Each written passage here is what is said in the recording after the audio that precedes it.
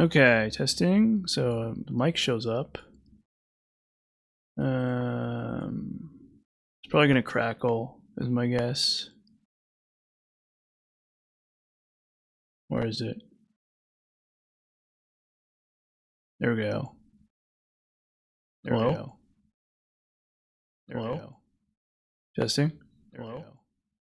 Testing. Hello. Testing. The crackling. Testing. The crackling. Oh, okay, cool. Yeah, it's crackling. The crackling. Oh, okay, cool. Yeah, it's crackling. The crackling. Oh, okay, cool. Yeah, it's crackling. The crackling. Oh, okay, cool. Yeah, it's crackling. The crackling. Oh, okay, cool. Yeah, it's.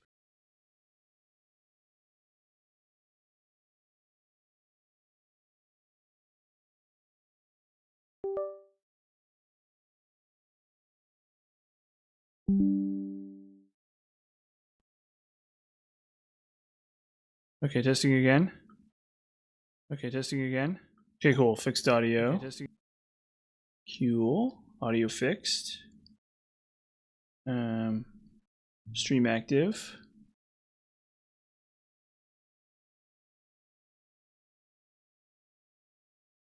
Okay, cool.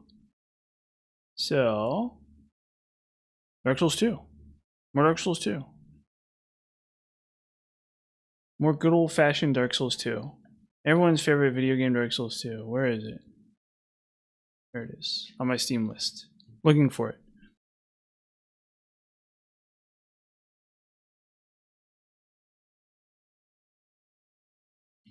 Okay. Well, we killed Fume Knight after an extreme amount of suffering. Like the Passion of the Christ in the Fume Knight's room. But forget about that. Forget about that for a minute. We'll move it along. Let's just get that behind us. Let's just put the Fume Knight behind us and not have to think about it or worry about it for that matter. What are we doing? We're going to Blue Smelter.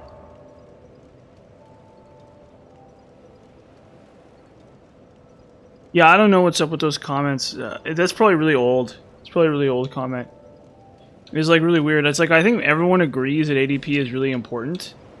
I think there's just a disagreement about how important ADP is and how much ADP you should have. And I always say you should have more ADP. I'm always like, have more ADP than you think you need. Because you don't really gain that much damage from a lot of stats, to be very honest with you. There comes a point where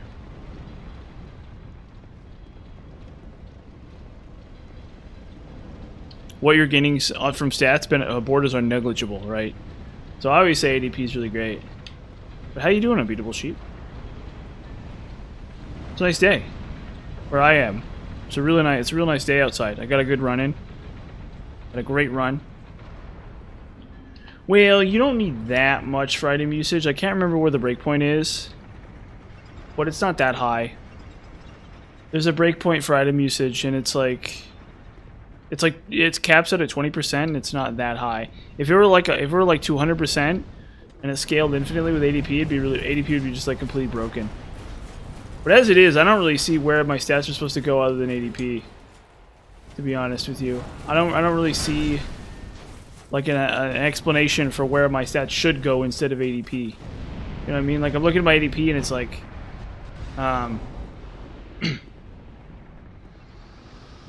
we're looking at my where's the door? There it is. It's like if we look at my stats, it's like okay, so I guess I could have more HP, which would probably allow me to survive some attack. Actually, I mean I could have more endurance, and like that might be I could kill like maybe one enemy in the whole game faster that way, or in one cycle that way, I guess. Then I could have more vid, but then that breaks Flynn's ring, so it doesn't really do anything. And I could have more attunement, but I don't really need any more spell casts. And I could have more strength, but the damage I gain is negligible. I could have more dex, but the damage I gain is negligible. And I could have more interfaith, but again, the damage I gain would be negligible, right? So any advantage I would gain from that would be either non-existent or negligible. So yeah, dual smelter hammers is like undoable. It's like really bad. It's like really bad. It's like shockingly terrible. You have to have 2 smelter hammers, and then they don't really do anything. That's a great example of like a very silly setup. It's like the classic meme, Dark Souls 2 meme setup. Honestly, I don't even think 2 greatswords is good. That's another really common meme setup is 2 greatswords. I don't think that's very good. I think that's like a pretty bad setup. I do love power stancing, but I think that like power stancing is most efficient when you actually have light weapons to go with it.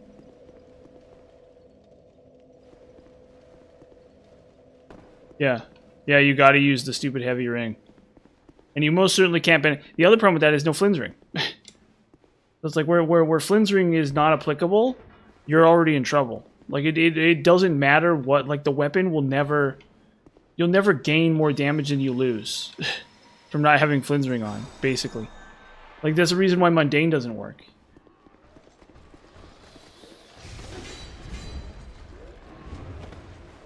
Like mundane's fine, but you literally cannot benefit from Flynn's ring. So it's like silly. Maybe I'm just belly aching, I don't know. I don't know. We'll figure it out.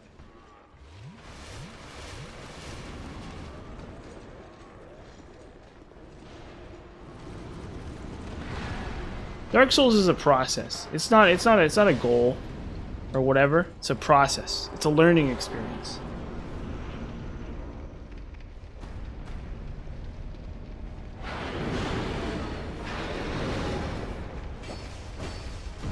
Dark Souls is an obligation.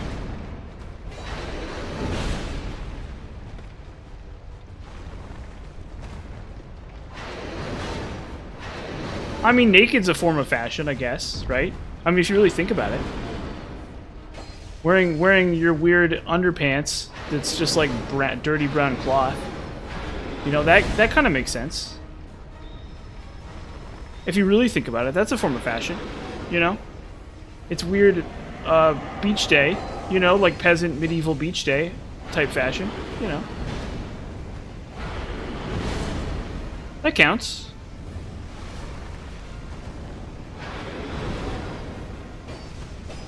Wearing your underwear is a kind of fashion.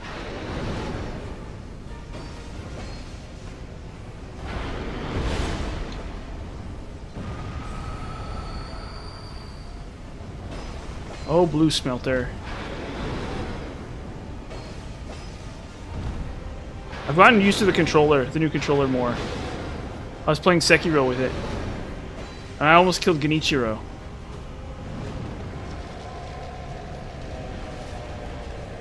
I was really proud of myself for almost killing Genichiro. Well, I almost got through the second health bar, but I think there's a third one, right?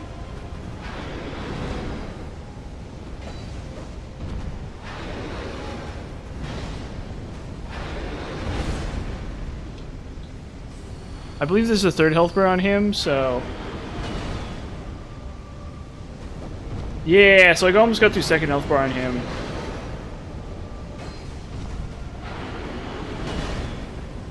But I haven't been to Hirata Estate or the Depths, whatever it's called.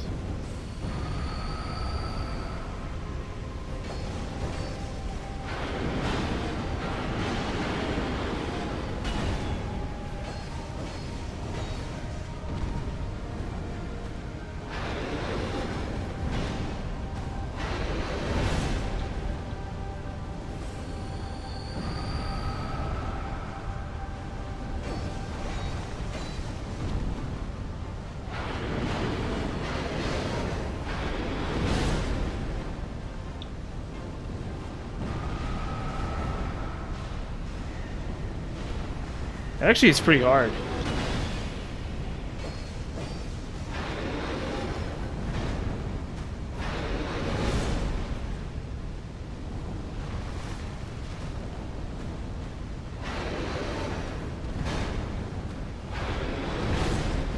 Kind of flabbergasted Dark Orb's actually that good against this guy.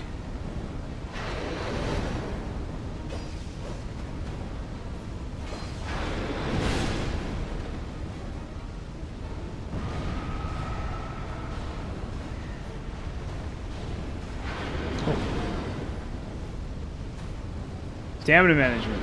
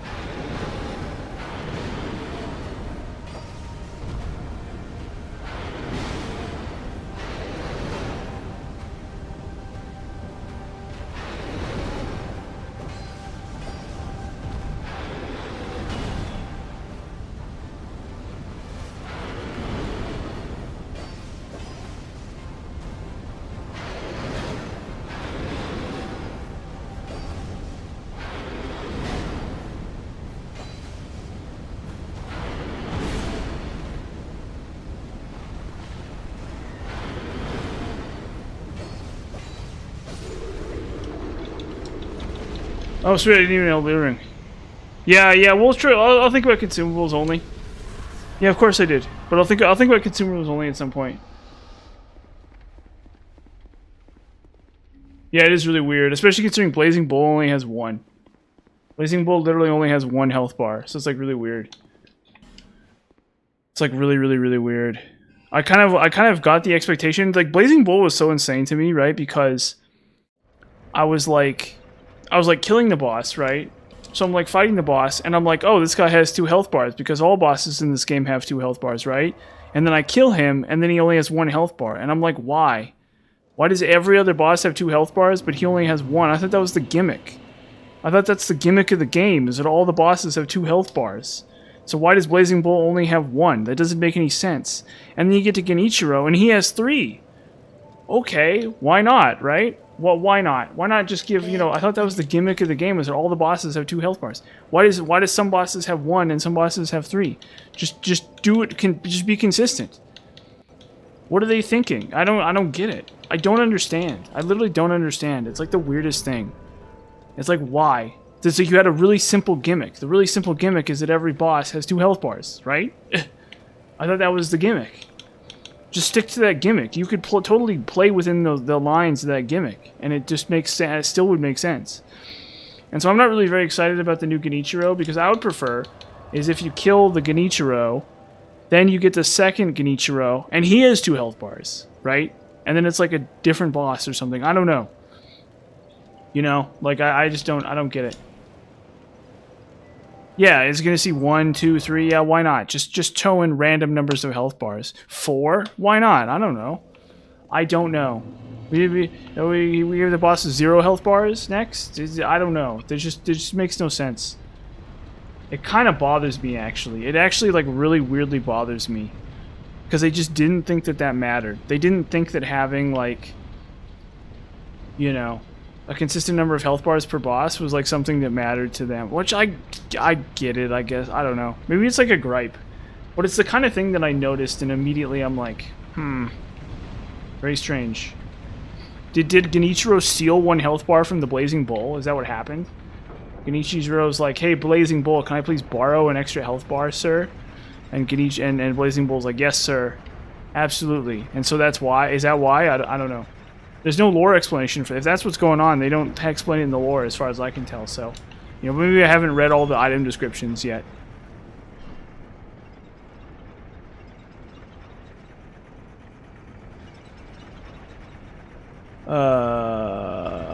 Oh, that's probably Dark Souls 1.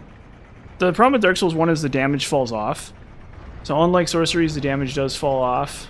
But also, it's still probably the best, because you can have like full Havelzone and stuff and still do it. It's still okay. It's just not as good as like Spellcat as like sorceries, right? DS3 I think is pretty bad. I think you would not want to do that for DS3. There are probably ways to do it for DS3, because you could like poison. You could like poison and toxic the final bosses and stuff, but there's also a decent number of bosses that are resistant to fire, so it's kind of awkward. So probably DS1, but DS1 is also kind of the easiest of the bunch anyway, so that's like your option. I really wouldn't... Honestly, you could probably do it for DS2. You could probably do it for DS2. It'd be a huge pain. It'd be a massive, unbelievably massive pain for DS2, but it's probably not that undoable. You know, like there's some stuff that's like hard not doable, right? And I think for DS2 it's totally doable. I think it's like awkward and slow, and you need to abuse Iron Crown a ton, and you need to like farm a bunch of great fireballs or whatever. But I think it would be possible. I don't think it would be like literally impossible or anything like that. A lot of bosses you can poison. Oh, fudge.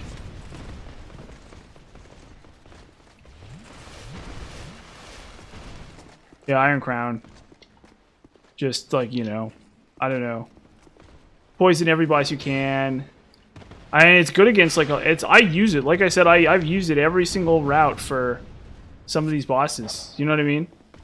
Like I straight up used it every single route for every single cycle for like the overwhelming majority of the cycles for fudge. Scumbags.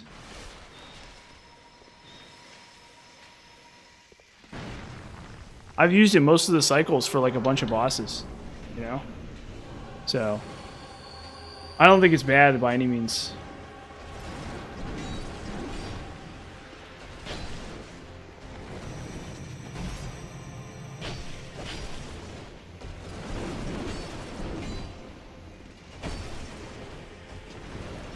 Is it just me or is he weaker to dark?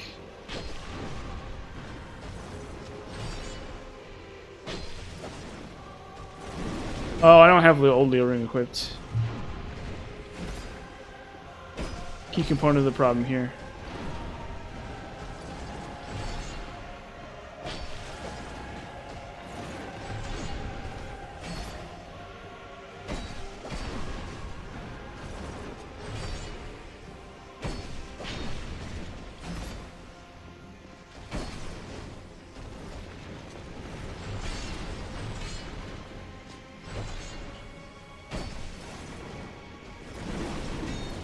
Oh, I need to mess with his weapon, speaking of which. We need to go have a chat with Ornn Effects after this.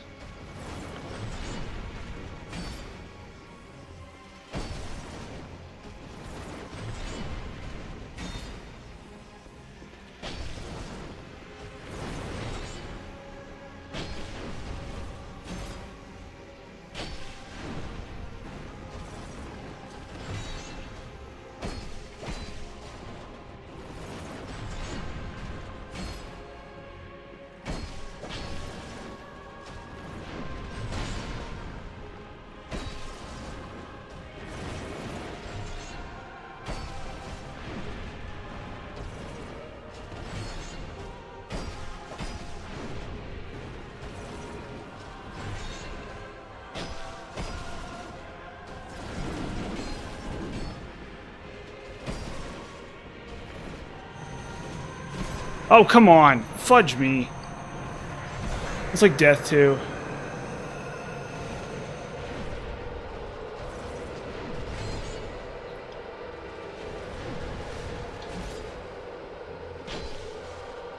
Click for denial. There are some attacks I can survive out of him. Well, not many. So...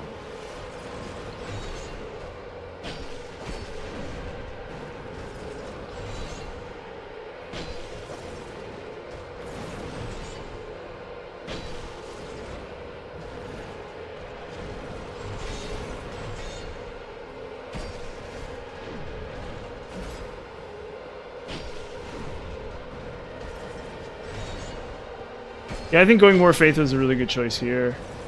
So I can denial more.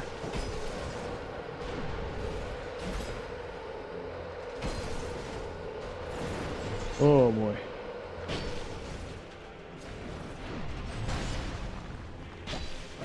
And he misses his sword.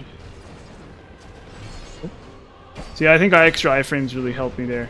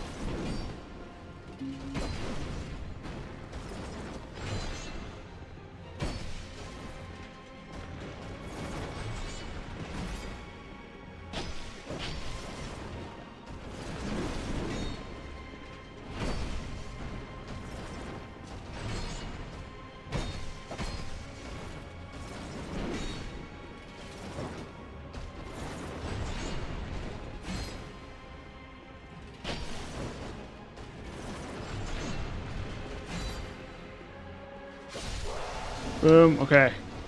Here we go.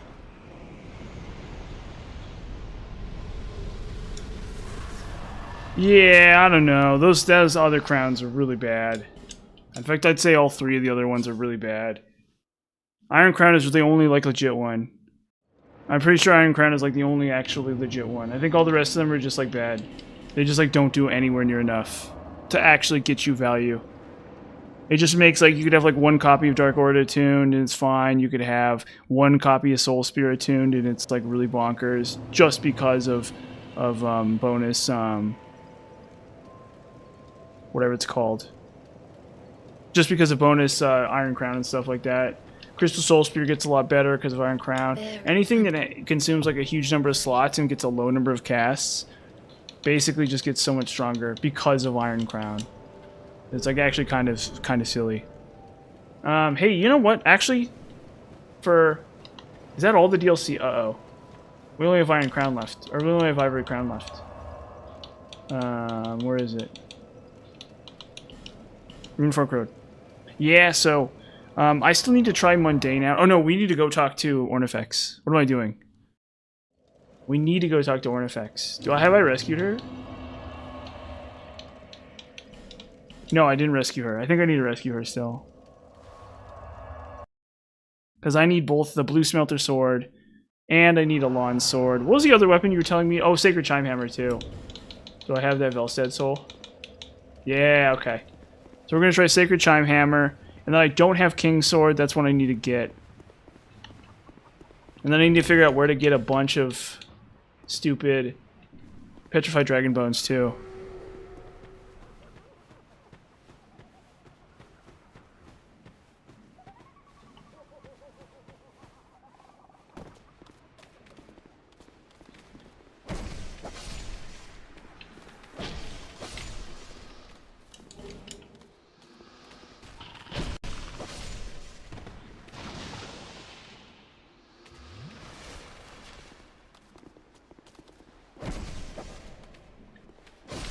Okay. Alright, I probably didn't I? Yep, she's heck been rescued. Okay, never mind. Never mind. Well, at least we don't have to deal with this. It's probably laughably bad. It's on the list of things I need to test, though. Because maybe you should thrust attack with it? I don't know. But no, it looks bad. You're probably right, actually. Maybe we'll just write that off immediately, but I do want to give it one quick shot. I don't think you're wrong. I definitely don't think you're wrong at all about King's Sword. But you did mention it to me, and it does gain AR from souls. So, but even looking at that, I think the AR total is still like not good enough to be anywhere near good. Because like the thing about it is, against a lot of bosses, you get 2 thrusts in, right? Like you have a rapier equipped, and you get to thrust twice, and you do like 500 damage to 300 damage a thrust, right? And with the King's Sword, you need to do... You're never going to be able to thrust twice with it, so you need to be able to thrust... You need to be able to do like 1,000 damage a thrust for it to make any sense at all. And like even a lot of these weapons, like these halberds and stuff, that do 800 to 900 damage per swing, it still doesn't like work out in their favor because they're like the sweet spot and just it's I don't know. Alright, where are we going again? Or no, we need to go to Ornifex.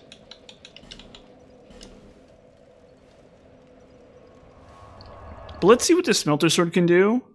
And let's also see what this...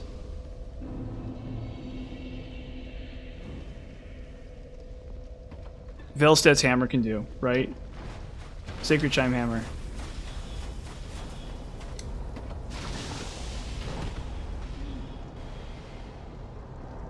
Oh my god, I should fight the Invader! No! But, Mom, I don't want to fight the Invader. Ugh.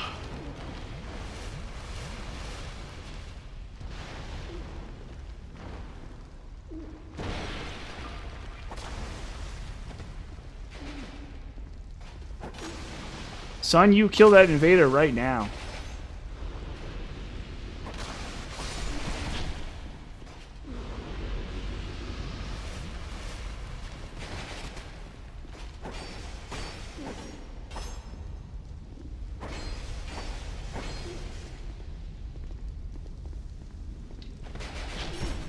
Ow.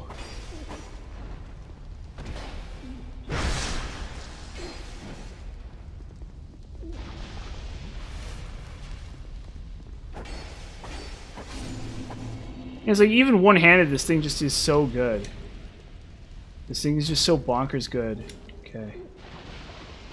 This in your tongue. Okay. I am Yeah, wondrous soul. What? Fume sword. Fume ultra great sword. Smelter. Okay, blue smelter damage sword. Okay. And then sacred chime hammer. Oh, we need York spear too. Uh-oh. This is like ballooning out of control. There's not enough Twinkling Titanites in the whole game for this crap, for what I'm doing. Yeah, it's like so dumb. Yeah, it's like really dumb for sure. But whatever, who cares, you know? Well, you know, what a surprise Dark Souls developers, you know, want to do stuff like that, you know? Oh, I wish they used Twinkling Titanite. I wish they used Twinkling Titanite. No, we're saving the Twinkling Titanite for the, what's this, for, Havel's armor anyway. Okay, so obviously we're off to just a bad start with this weapon, but let's give it a shot. Huh. Interesting. So that did nothing. Okay, well, I guess that's fine. Oh, this weapon is so bad. Why did you tell me to use this weapon? It's so bad. I wonder, let's just try to hit something with the Dark Orb. Let's just try to hit something with the Dark Orb at all. I just want to hit something with the Dark Orb. Something with the Dark Orb. Something is going to get hit with this Dark Orb. We're gonna make this weapon do something. Come on. Come on, you. What even was that? Okay. Oh, that's bad. That's a bad sign. This took a lot of durability off of it, too. Maybe if we Dark Infuse it, it'll do better? And it has no heavy attack, so it's just bad. Oh my god, this thing is just terrible. Oh my god, this thing is so terrible. This thing is like so unbelievably terrible. Why? Why did you do this to me? Oh, I still need a lawn sword too. I forgot a lawn sword while we're at it. Yeah, so I have to go back to get a lawn sword. I think a lawn sword is probably the best, the most likely candidate for being halfway decent. Okay, let's just infuse it. Let's infuse it and see if that does something. This thing, this stupid thing. Where's Dark? Yeah, there you go. Let's see if that does something. Maybe I don't meet the requirements for strength for two-hand or. Oh, it's stinky. Oh, it's so stinky. What are they thinking with this? Dude, what's... Oh my gosh. That is just pathetic. I've never hated a weapon more in my life than that. That is like a legendary level of bad. That is kind of disgusting. Okay, so this... What's the counter damage on the Sacred Chime Hammer? Oh, it only has 100. Okay, that's really bad. So these smelter swords are actually kind of interesting now. Okay. Yeah, well, we need that moveset with no pancake. That does no... And the stupid blue... Okay. So does power sensing these do something?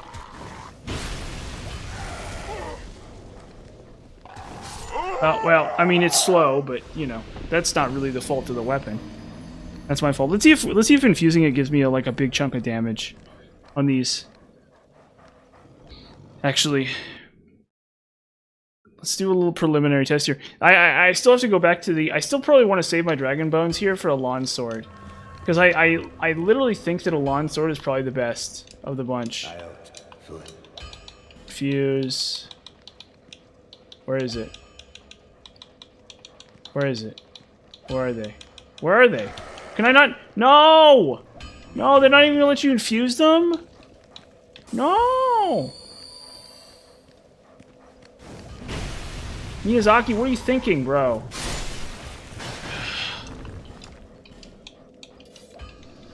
No infusion, huh? No infusion, yeah. Gotta get that no infusion in there. I mean, that's pretty funny, so... How much can I really complain? No infusion, huh? No infusion. Yeah, just don't even get the infusion on these. So they just their elemental AR is just always gonna suck. Actually, it's not that bad. That's actually pretty reasonable elemental AR in the grand scheme of things. It's not like amazing, but it's okay. Okay, so we're gonna try So we're gonna go to things betwixt, then we're gonna power stance him. Yeah, I wish. I didn't realize you couldn't infuse them. That would have been awesome if I could have infused them. That would have been really good, actually. Hold up, we're gonna try power stancing them. Still do.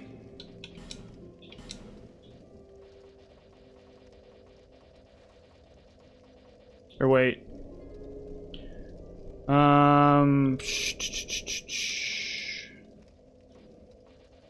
You know, let's just go mundane.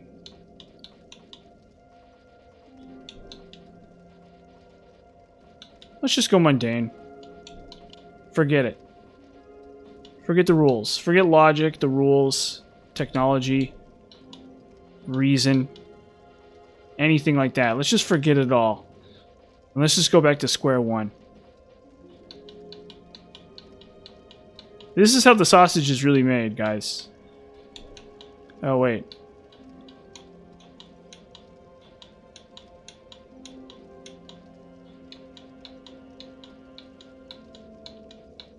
Surely there's a better way to do this. I think it's like 30 for all of them. So we'll start there. We'll just go by increments of 10 here, I think, instead of like doing it that way. 30.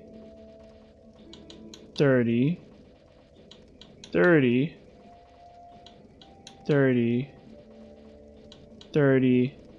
Let's go 35. No, I think we have 40. I don't know. If we don't, we can always sort it out. Wait, this isn't even going to be enough to power stance, is it? We're going to gain like nothing from this.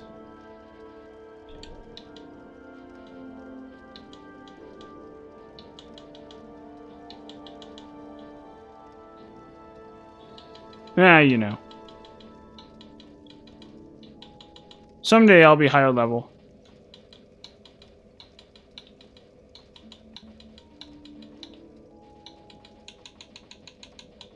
What the heck?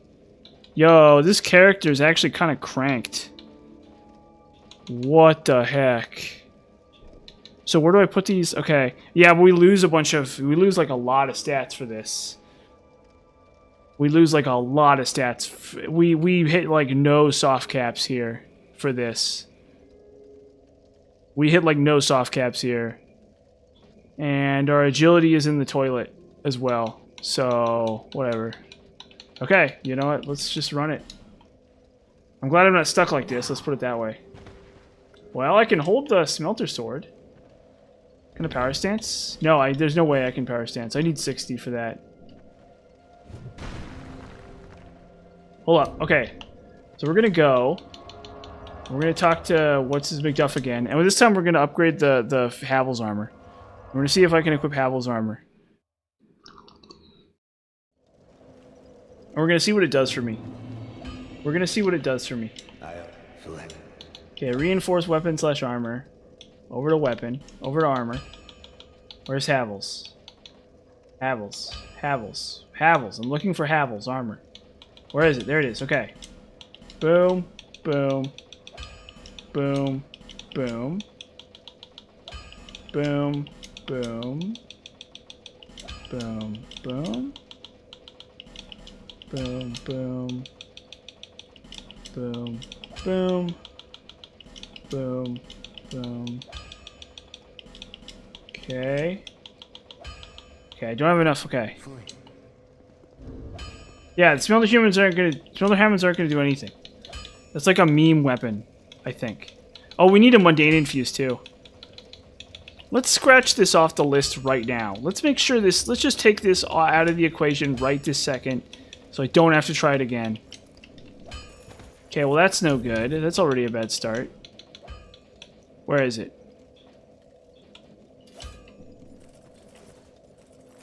Well, okay. Okay. Oh, we need a mundane infuse it. Duh. Silly me forgetting the mundane infusion.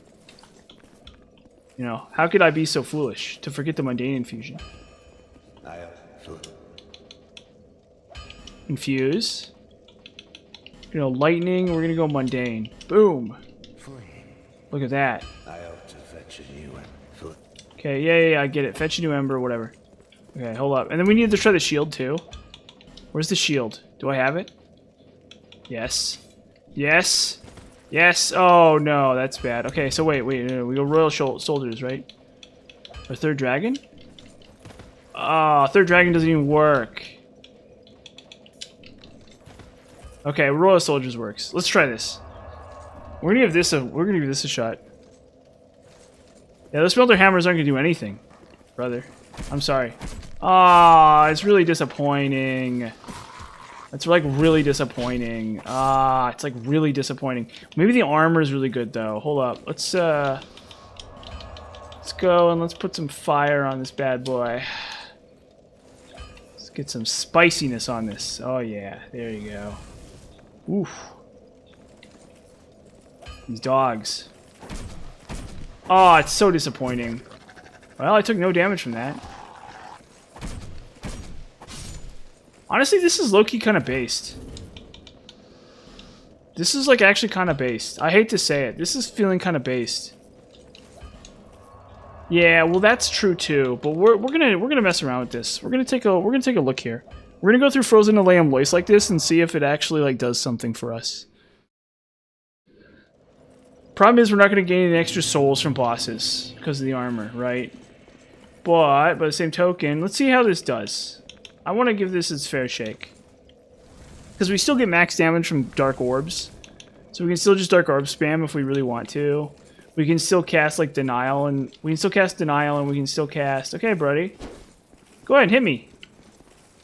Come on, it's your chance. Oh, it's so disappointing. Oh, that's the real kicker about this. That's what makes this really sad, actually. It's not even the fact that it slows down my stamina and it weighs a bunch. It just doesn't do anything. This is actually kind of based. That's actually pretty based, though.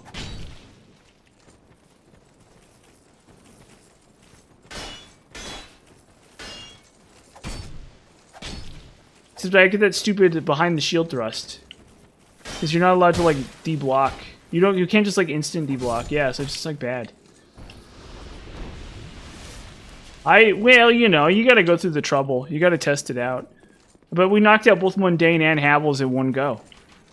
We tried them both and they were both bad, so we got that covered. What up, brother? Yeah, it's like I still have to dodge everything. This doesn't help at all.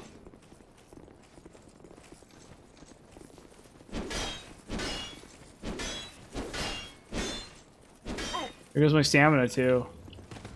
Yeah. I think this was probably the worst experiment we've done so far. I'm, like, sad to say this is, like, a really terrible experiment. Okay, well, back to the Firekeepers. Because we're not doing that anymore. That's, like, cooked. That's, like, 10 out of 10 cooked. That's just out. That's literally just out. That's just out of the equation. Like, I'm not even gonna play with this anymore at all. With the second I took like 3/4 of my health and damage, I knew it was like over for this stuff. For Havels. It must have something to do with... I mean, I guess I could put on the ring, whatever it's called, but I don't even think that it would do anything. Where's my sexy shirt with the straw on it? There it is. Okay, that was really disappointing, and I need to get rid of the Mundane Infusion too. While I'm at it.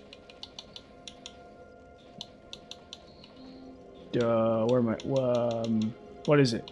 What am I equipping here? Oh, Chime. Yeah, well, you gotta give it a shot. I'm not gonna sit there and say... I don't want somebody to come into my comments and be like, how good is Havel's armor? And I not have an answer for that, you know what I mean? I really don't want that scenario to ever play out. Where it's like somebody asks me, like, how good is Havel's armor? And my response is, I don't know. I'm sorry. Like, that just feels bad. It feels wrong. I don't want to be that. I don't want to be in that position ever. I don't want to tell somebody, like, oh, I think it's bad. It's not good enough. You know what I mean? Like, for me at least, that's not good enough. Like, I can't be that guy. for my own personal sanity or whatever.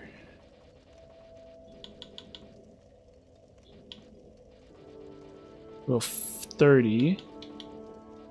60. We need 83, right? Yeah, you always hope. You know, you always hope that... You know, it's not that I hope you're wrong, right? I just hope that, like... You know, I hope that it would actually be good, you know? Maybe some people...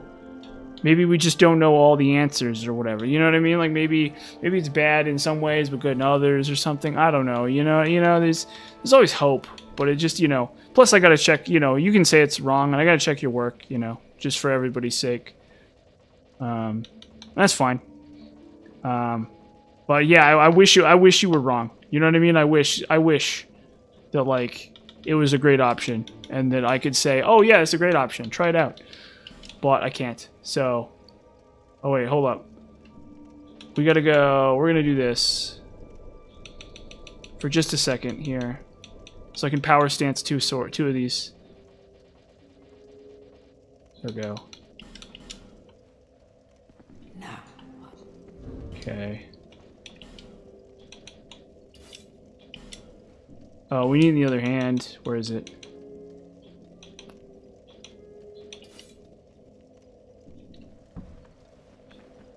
Can I power stance? Okay. Boom! Okay, cool. Never mind. Well, you got my vote. You got my vote with that. Let's give this a shot. Let's give this a shot. Let's give this an honest shot. Problem is we don't have any we need like a way more equip load to get the value out of this. So it's like really bad. Like I'm like as slow roll as it gets. So oh, okay, never mind. That, you know what, you're onto something with this one. This is something. This is like legitimately something.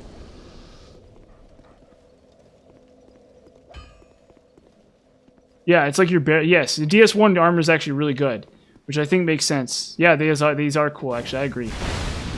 I don't think they're doing okay. Well, I think it didn't. I think maybe I didn't hit with both or something there. They break really fast too, though. So we need bracing knuckle ring. Okay, you're onto something here. This is something. This is something, though. I'm gonna say this is something for sure. This is something. I don't know what it is. Okay, well that's bad, but we'll just pretend we didn't see that happen, and we will move on. So that's one demerit to this thing. So I need bracing knuckle. How many times can I even do it? Okay, cool. Yeah, the weight and the durability is a huge problem. Absolutely. Like, there's no way around it. You can't... But by the same token, it's still kind of interesting. It is still kind of interesting. Repair my stuff right now. And I still need to upgrade them. The other one I need to try is a lawn sword.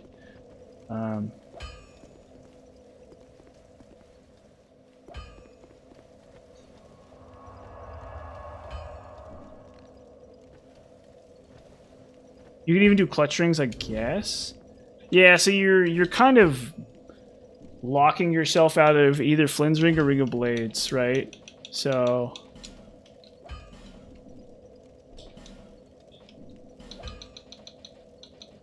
between the two, you want Flynn's ring, I think, right? But I'm slow rolling, so I'd have to give up Flynn's ring, which is not that big a deal. No, it's actually a pretty big deal. I mean, I guess I could just use clutch instead.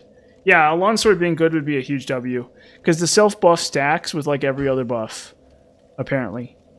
So, that's, like, one that's going to be, like, really interesting. Because if the self-buff stacks... Because the self-buff, it might be really easy to do. You might be able to do that, like, anytime you needed to, right? And in that context, it would actually be really good. But it also has halberd mechanics, too, as far as I understand. So... I'm not necessarily holding my breath. What's the right bumper? Okay, so it's typical. Oh, see, I had a whiff there. Okay, well that's really bad. Okay, interesting. Okay, then we go grab a lawn sword and we're gonna try that out.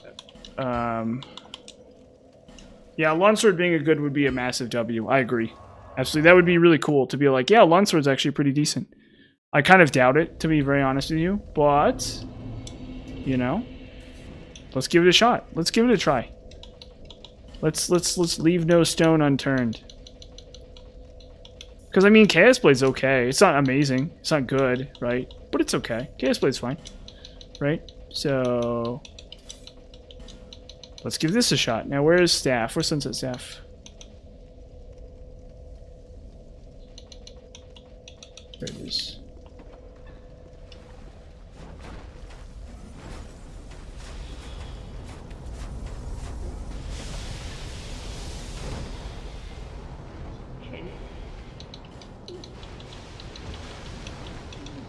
There it is.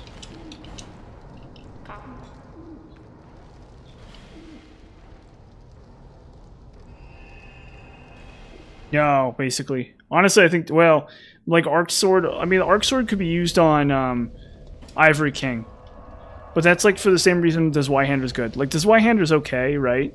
But the reason it's good is because you can use it on Ivory, Uncharted Loist Knights, right?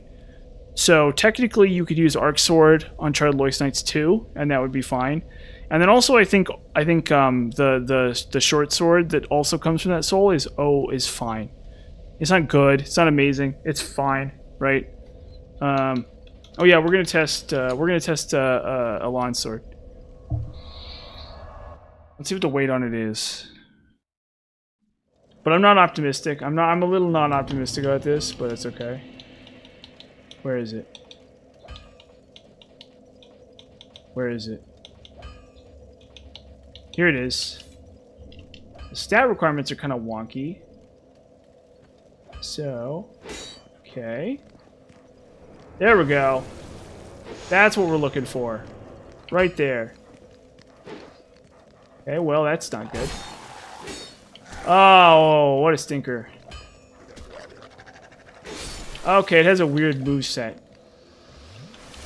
It has a really weird moveset. Okay, that's not good. So what does it do without the sacrifice buff on? How's it one-handed? Okay, well, there's a thrust attack on the one hand. What's the counter damage on this? 150. Okay, so it has a lot of counter damage. Uh-oh. Okay, I think we might have figured something out here for this. Let's try this one-handed. Let's try the one-handed moveset on this real quick here. Okay. Well.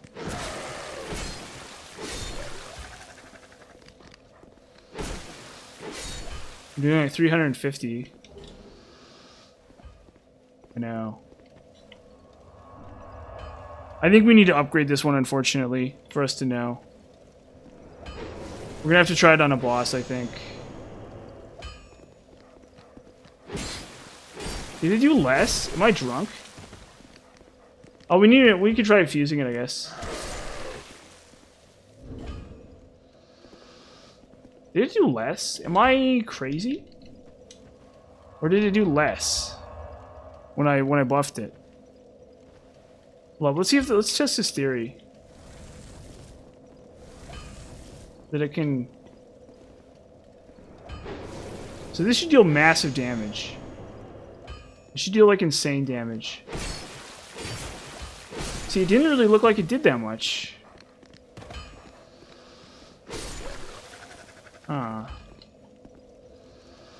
I think they're not telling the truth. I think it doesn't stack with weapon buffs, which is really bad. We can try infusing it, I guess. Where is it? Well, you can infuse it, so... Fire. Dark. Oh, shoot. Oh, okay. Because it's a bleed weapon, it takes infusions like crap. Okay, well that's off the list. Okay. So, we don't need to try it anymore, that's fine. Yeah, I should have known that's how this is gonna go. That's usually what kills a lot of these weapons, actually. Is that kills a lot of weapons, for sure. So, and there's another example of a weapon that gets kinda killed by that. Well, there goes that. So I guess it's just me and the Smelter Swords then.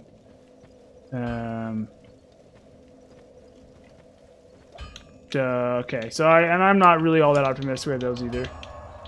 So I think we're kind of done, unfortunately. I think that's kind of it. Unfortunately, I think that's sort of all the weapons we wanted to try, everything we wanted to test and try.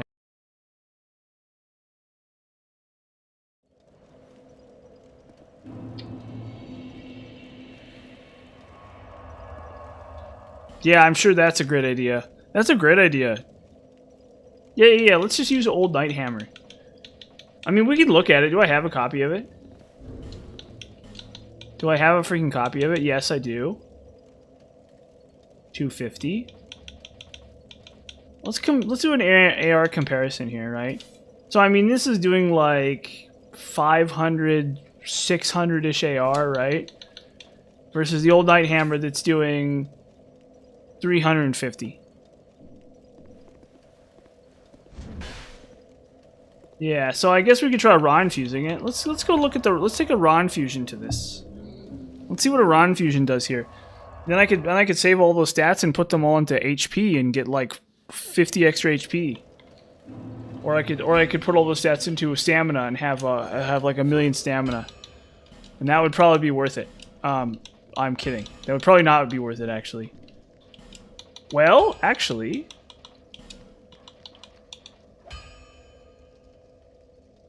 wow, not really that much in terms of gain. But it's not upgraded either, so what the hell? It's normal Titanite, so that's easy to fix.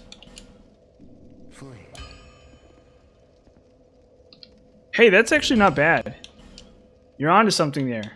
You're actually onto something. Is it better or worse than Drakekeeper?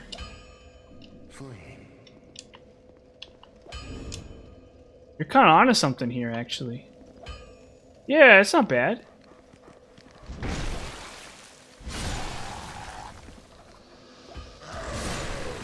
Okay. Okay. You know what? Okay. You know what? This is fine. This is actually pretty reasonable. Hey, how'd you come up with all the good suggestions? This is actually pretty reasonable. This is actually like kind of reasonable.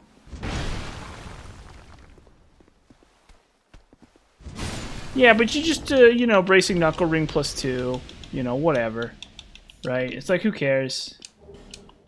Just bracing, yeah. That's actually pretty big. This is actually okay. I don't think it's like amazing or anything, but it's fine. Yeah, it's fine. I don't think it's like the greatest weapon in the game. I'm not going to use it for bosses or anything like that, but you know what? Okay, let's try it. Let's actually mess around with this some more. Let's give this its fair shake. Is Drakekeeper really durable or something? Is that how it works? Is Drakekeeper like really, really durable?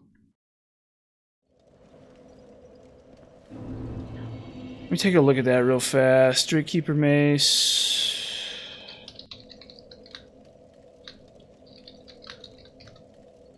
We can look at all the great hammers. So, strength requirement of 50, which is pretty bad. Really heavy. Okay, where's all the great hammers?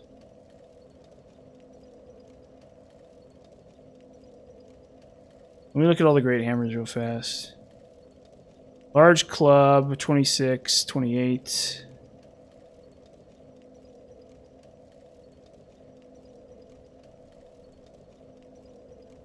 Urim hammer.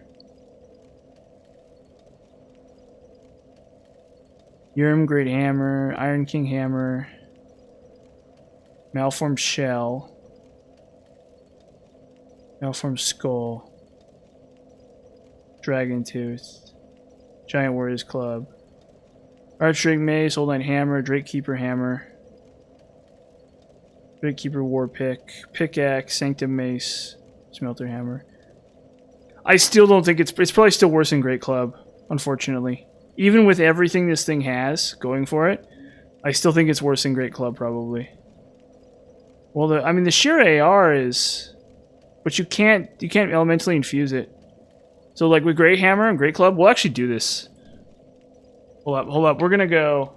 We're gonna do something here. Where is it? Where's the gutter? Oh wait, we need to go to the Royal Rat Authority. Actually, we don't need to go to the gutter. We need to go to Royal Rat Authority for this. Because watch, I'm gonna show you guys. I'm gonna show you the issue with this weapon, like the fundamental problem with this weapon.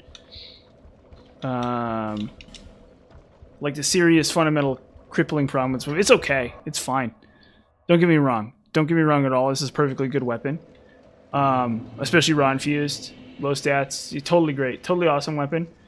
But there's a big crippling problem with this, and I'll show it to you. There's like a massive, unbelievably massive problem with this weapon. I'm gonna get it.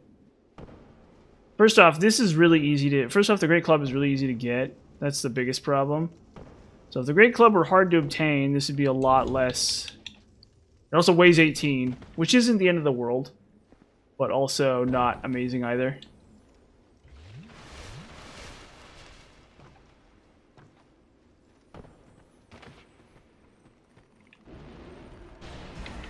What the heck? Oh yeah, I just ignored him last time. That's why he's there. Come on, it's a freaking paisano. It's a freaking paisano. He's killing me. I'm going through the gutter. He's a freaking paisano. Mamma mia. I need to deliver the pizzas. Oh, sorry. I'm from New York. In Italy. We would tell the Dawn about this guy. Absolutely ridiculous. Just the worst.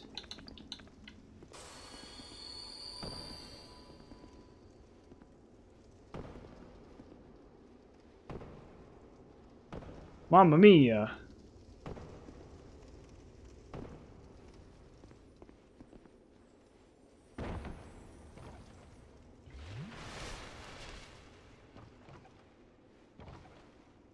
Back home into Sicily. Yeah, I don't know. I don't know what's going on anymore. You know? Just random stuff's happening, you know? Like, you can't keep track of anything anymore. No country for Dark Souls 2 New Game Plusers. Is how the film is the title of that film. You know? Before you know it, there's some guy stabbing you, some red phantom sticking you with his hot poker. And you're like, why is this happening to me? And the answer is because you didn't kill him the first time you pass through the area. So they get you there. That's how they get you. It's like a car salesman or something. Where you you're all like, wait, is it down here? It better be down here. No, it's not down here. It's on the other side, right? This is the symbol of, this is the blood, crest of blood or whatever, right? I thought this was Great Club? No, it's Token of Spite. Where is Great Club? Where is Great Club? Where is Great Club? Sorry, where is Great Club? Let's find out where Great Club is. Where's Great Club? Upgrade fight in. Okay, found in a chest in the lower area of the gutter. After the second bonfire, head down the bottom of the gutter. Once you... Okay. Okay, yeah. No, I got mixed up. This is Token of Spite. So, we gotta do that again. Fundamentally, that's the issue with this weapon. Is that Great Club is just better, as far as I understand it. So, but we'll go through that trouble of verifying that real quick here.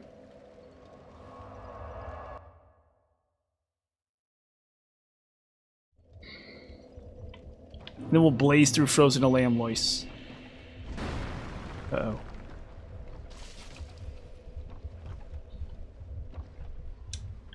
Yeah, dying for nothing, exactly. But you know what? This is the service that I provide to the people, you know?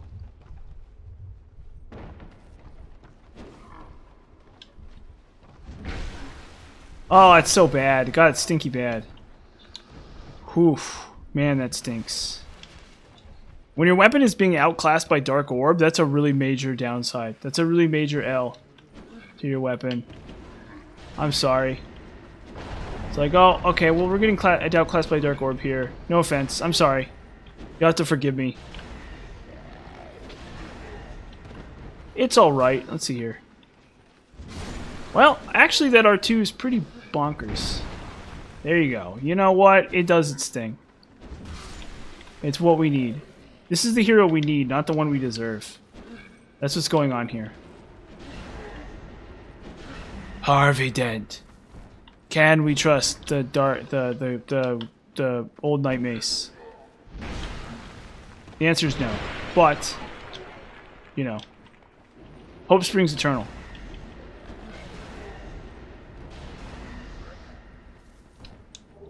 Let Dent die a hero or whatever. I can't remember how what happens in the film. There's like Two-Face in it or something? I don't know. Yeah, the R2 is what really makes these weapons so good. That's what I'm saying. That's the issue. That's like the main issue with what I'm saying, and that's like the problem. Is we're gonna get Great Club here, and it's gonna be lighter, and then it's also going to just like... Yeah. No, you need like Bracing Knuckle and stuff for it, but you can still pancake enemies. It's fine.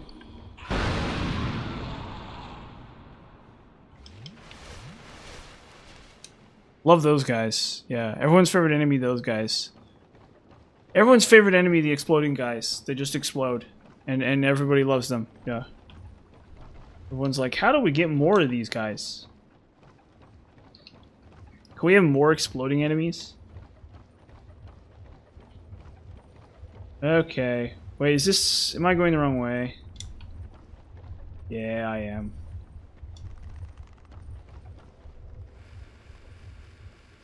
Oh, you mean those ones? Yeah, those ones are pretty funny too. I agree with you about that. That's for sure.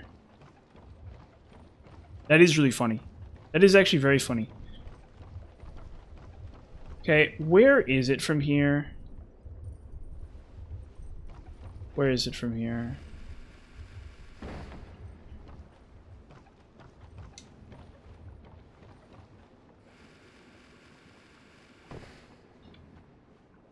Yeah, I saw a movie, by the way. So that's what I did yesterday. I saw a movie. Well, me and my brother played some video games, and then I saw a movie. It was really awful. It's like really bad. There's that new Emma Stone movie or whatever. It's like really awful. That's what I did yesterday. But I also got used to the new controller too, so be prepared to be wowed by my performance in the coming DLC. After I figure out where Great Club is. Where is it? Where is Great Club?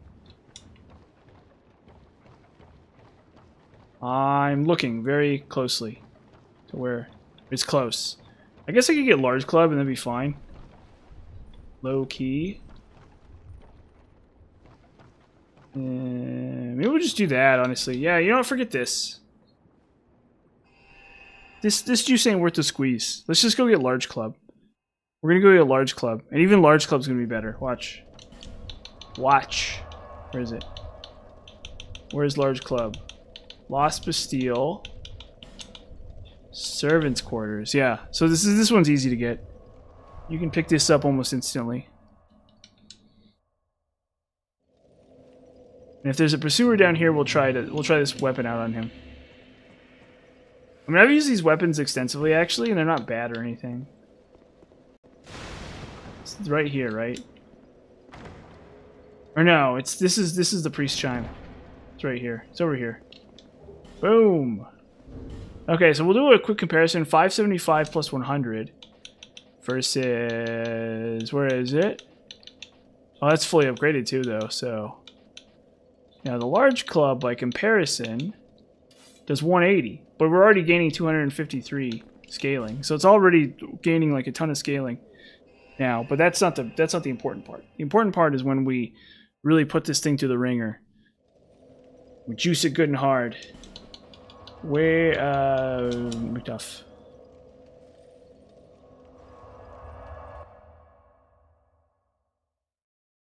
You don't have to beat Rune Sentinels. Somebody was telling me that in the chat. You do not have to beat Rune Sentinels. They're actually completely optional. They're totally optional. Which I was shocked to find out too. They're actually optional. But it's really unlikely. It's really hard. You're less likely to figure.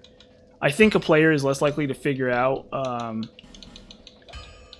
which is which, or how to get to them. Yep, totally optional. I don't remember the exact. There's a path. There's a path through a Pharos' Lockstone. You can take. There's a path through a Pharos' Lockstone. You can take. Where is it? So, you know, 360 plus, so we're already at like 500, we're already at like 600 AR before we did anything, so it's already better. This thing is basically already better. But then when we go over here and we go infuse, we grab it, and we go like, we'll just do light, or... I'm running out of freaking stones here. We'll just go dark. And then we suddenly have like 500, 600. Yeah, so it's actually weird. Okay, weird. It's actually really weird. Wait a minute. Huh.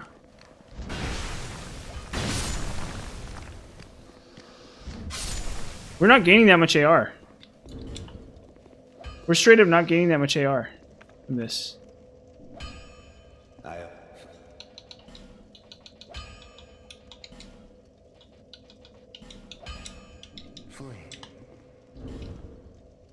Yeah, we're not gaining that much AR. Dude, you're onto something. You're straight up onto something here. Wait a minute. Wait a minute. Wait a minute. Wait a minute. Wait a minute. Wait a minute. Wait a minute. Wait a minute. Wait a minute. Wait a minute. Wait a minute.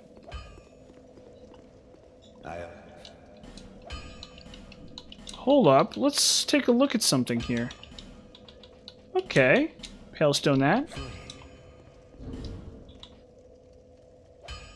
Oh, okay. That makes sense. Okay. That makes sense.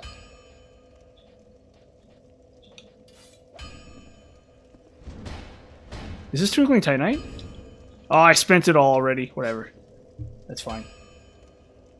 Uh-oh. Uh-oh. We figured something out.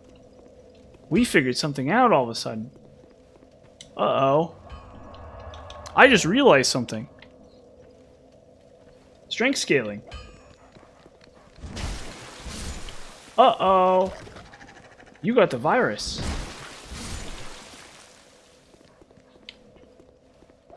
I figured something out.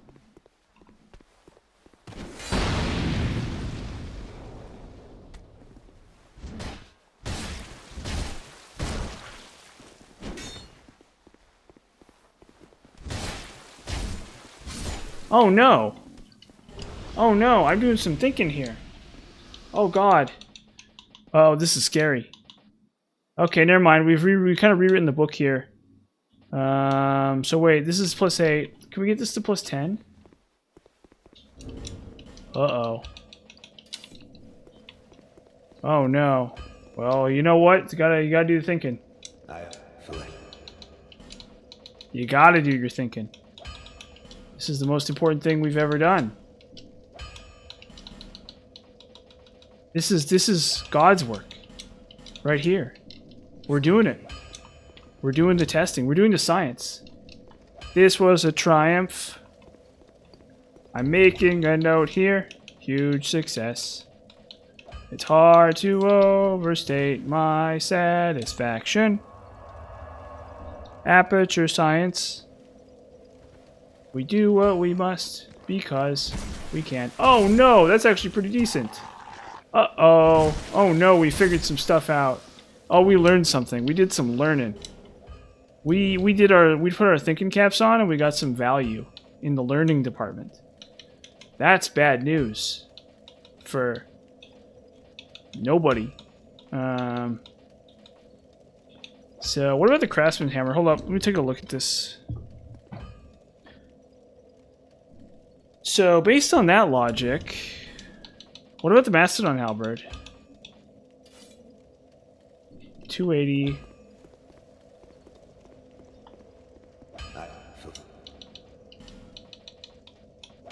Hold up. This is just like a dummy test, but we'll give it a shot anyway. Sorry, I gotta think Unbeatable Sheep. You know me.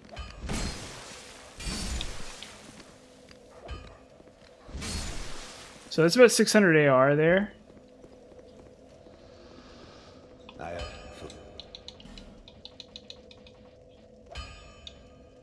Yeah, because the strength scaling. Where is it? Where is it? So we go, we drop that off. What's the actual scaling on this now? 410, 253. So I feel like this one's going to lose damage. This is so stupid though. Like there's no clear answer to this question probably. 6? Okay, okay. It's based on the sheer physical AR. Uh-oh. You like Spitfire Spear? What's up with Spitfire Spear? Isn't it just like a crappy spear?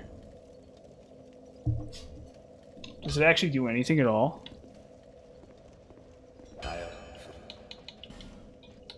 So...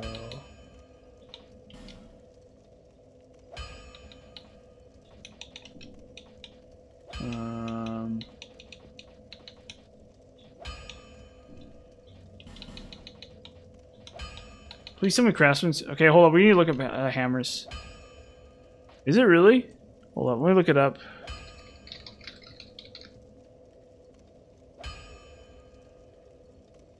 Petrified Dragon Bone to +5. Strong attack projectile. 130 counter damage. Okay. No, it looks really bad. Sorry, it looks really terrible. It looks like really unbelievably terrible. I'm sorry. It looks like really unbelievably terrible. Like really laughably terrible. Like really abysmally laughably terrible. Okay, what am I? Oh, Craftsman's Hammer. We need to upgrade Craftsman's Hammer.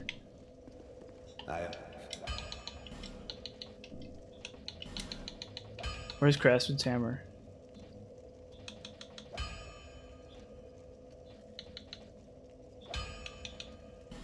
Ah, I spent all my Twinkling Titanite. Wait. Well, we need to look at hammers. Well, it's extremely... yeah, I guess that makes sense. That's a reasonable expectation. It looks really terrible. Hold on, let me look at hammers. Homunculus Mace, Craftsman's Hammer, Mace. I guess I could try Mace, Club. Morningstar, Reinforced Club, Mace of the Insolent, Aldius Hammer, Barb Club, Homunculus Mace, Craftsman's Hammer. Which one has... okay, so this is a 130 counter. That's probably the best of the bunch here.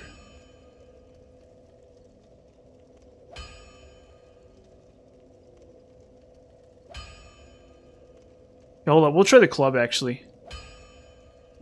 We'll try the club actually. We're gonna go for club. Forget Craftsman's Hammer for a minute. Let's go club.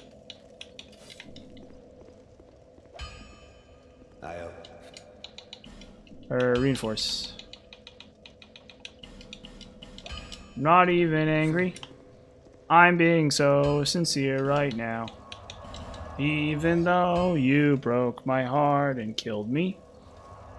And tore me to pieces. And threw every piece into a fire. As they burned, it hurt because... yeah, it's a really good weapon in DS1. But there's no sense crying over every mistake. You just keep on trying till you run out of cake. And the science gets done, and you make a neat gun for the people who are still alive.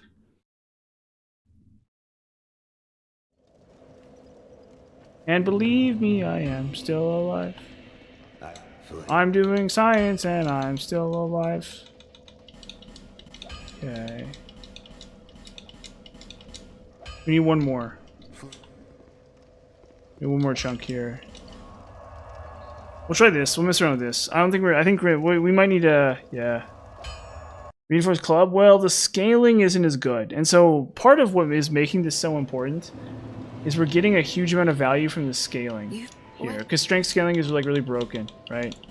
Oh wait. So we're getting like a tremendous amount of value from the scaling here, and that's kind of the start of the show. Okay.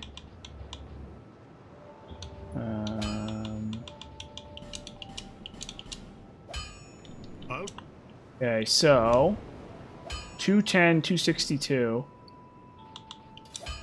290. Ah, it still does worse than the homunculus mace. So then by that logic, Craftsman's hammer probably should be the best, I think. What? So I shouldn't have spent my Twinkling Titanite. Ah, fudge. No interest. That's silly. It's already doing pretty bonkers. Hold on, we'll maybe come back to this later. Yeah, so maybe we'll mess around with this mace some more.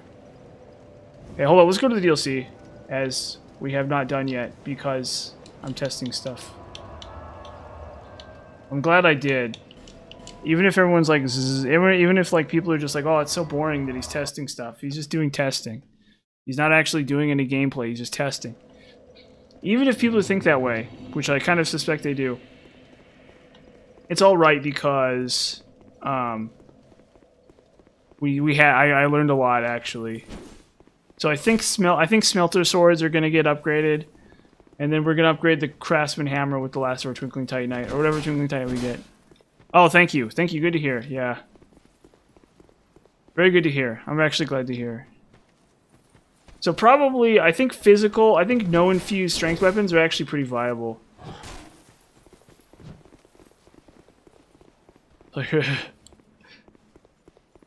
Well, I mean, I don't think the developers like intend for weapons to be bad most of the time. I think it's just an incident of the fact that my expectations for what a weapon can do are like really specific, right? So they're like, oh, this weapon can do all these kind of cool things, you know, when they're making the weapons. And then, like, for me, it's like a weapon is really only good if it does, like, one specific thing really well, right? So I think that's kind of the main issue. Hold on, we're going to try iron. We're also going to try red iron twin blade again. There's one last thing we need to do, and that's de-infuse my red iron twin blade and give it another shot. Because the strength scaling might be really go up bonkers for this. Oh. We're silver covetous.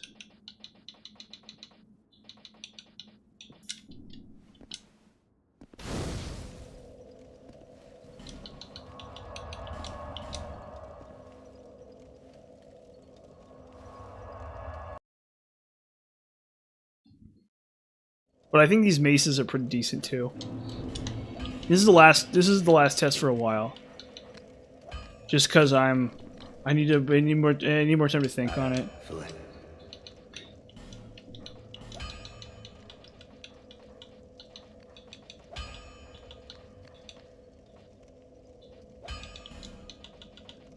Pale stone. 229, 340, 229. I think this one's 340, 229. 340, 229. 340, 229. 340, 229. 340, 229.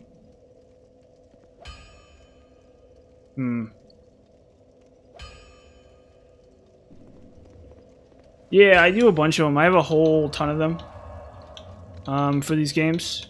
So if you want to use if you want to a pretty decent overview of like what strength can do for you, or what dex can do for you, or what faith can do for you, or what int can do for you, and that kind of stuff, they're okay. If you're looking for something that's a little more PvP oriented or something, you may be a little tiny bit disappointed. The old chaos hungers still. But every weapon type in the game, you can definitely get value out of every weapon type in the game, for sure. Or out of every stat and weapon type in the game. They're not all equal in terms of quality.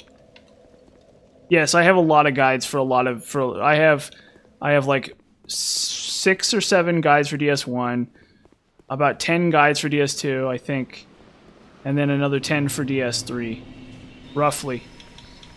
So,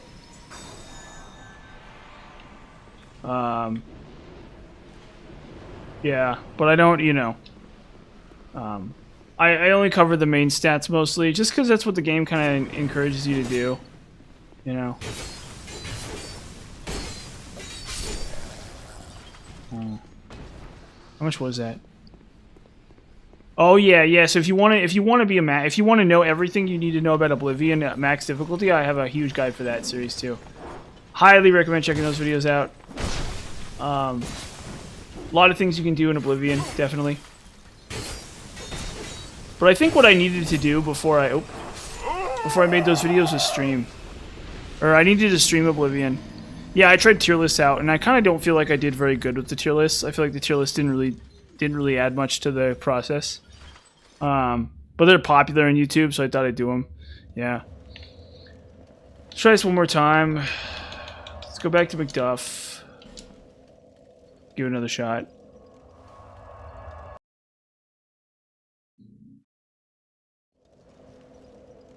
We're gonna give this one last look.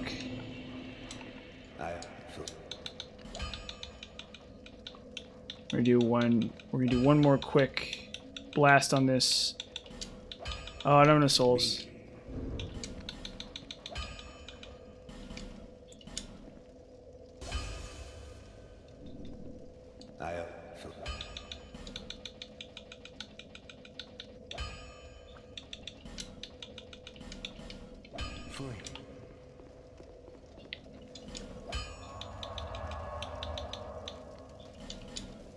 What was I saying? Oh yeah, so I've done lots of Oblivion. So if you want to know everything about Oblivion, I basically cover 100% of Oblivion.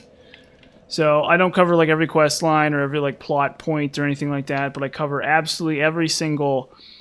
I have a tier list for every single race class, or race and just like stat and all that crap. And then I also... But the guides themselves focus more on like what pieces you need to put together to make a Dark Soul or a Oblivion character work.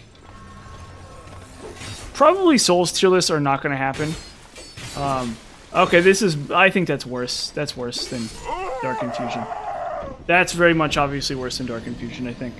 I don't think there's any way around it. That's worse than Dark Infusion. For sure. Okay, so, I mean, I don't know. Are you playing on max difficulty or not? So, if you're playing Oblivion, are you playing on max difficulty? And if you are playing on max difficulty, I got all kinds of tips. I can tell you if you do want to be a warrior, I can tell you how to do that. It's like a huge pain in the butt to do, but yeah, I can tell you how to do that. Really, what you should probably just do is watch my guide series, because I literally cover everything you can do in Oblivion, basically. I cover 100% of what Oblivion can do for you, or what you can do in Oblivion on max difficulty. If you're playing on a lower difficulty, you probably don't need much help, to be honest with you. I think that Oblivion is still really... Well, you might. I don't know. I've never played Oblivion on normal mode, on normal difficulty. Like, I played it on normal difficulty when I was, like, a kid. I was, like, you know, like, 12 or something, and I pirated a copy of Oblivion, and I was playing it on normal mode then, right? But, like, as an adult, I haven't played Oblivion on normal mode ever. It's like Skyrim. I've never played it on normal mode since I was, like, 15. Yeah. Like, I don't want to be rude to it. I love it so much, but it's a terrible game. Good. Well, you can speedrun it. There's like a cool speedrun thing you can do with it.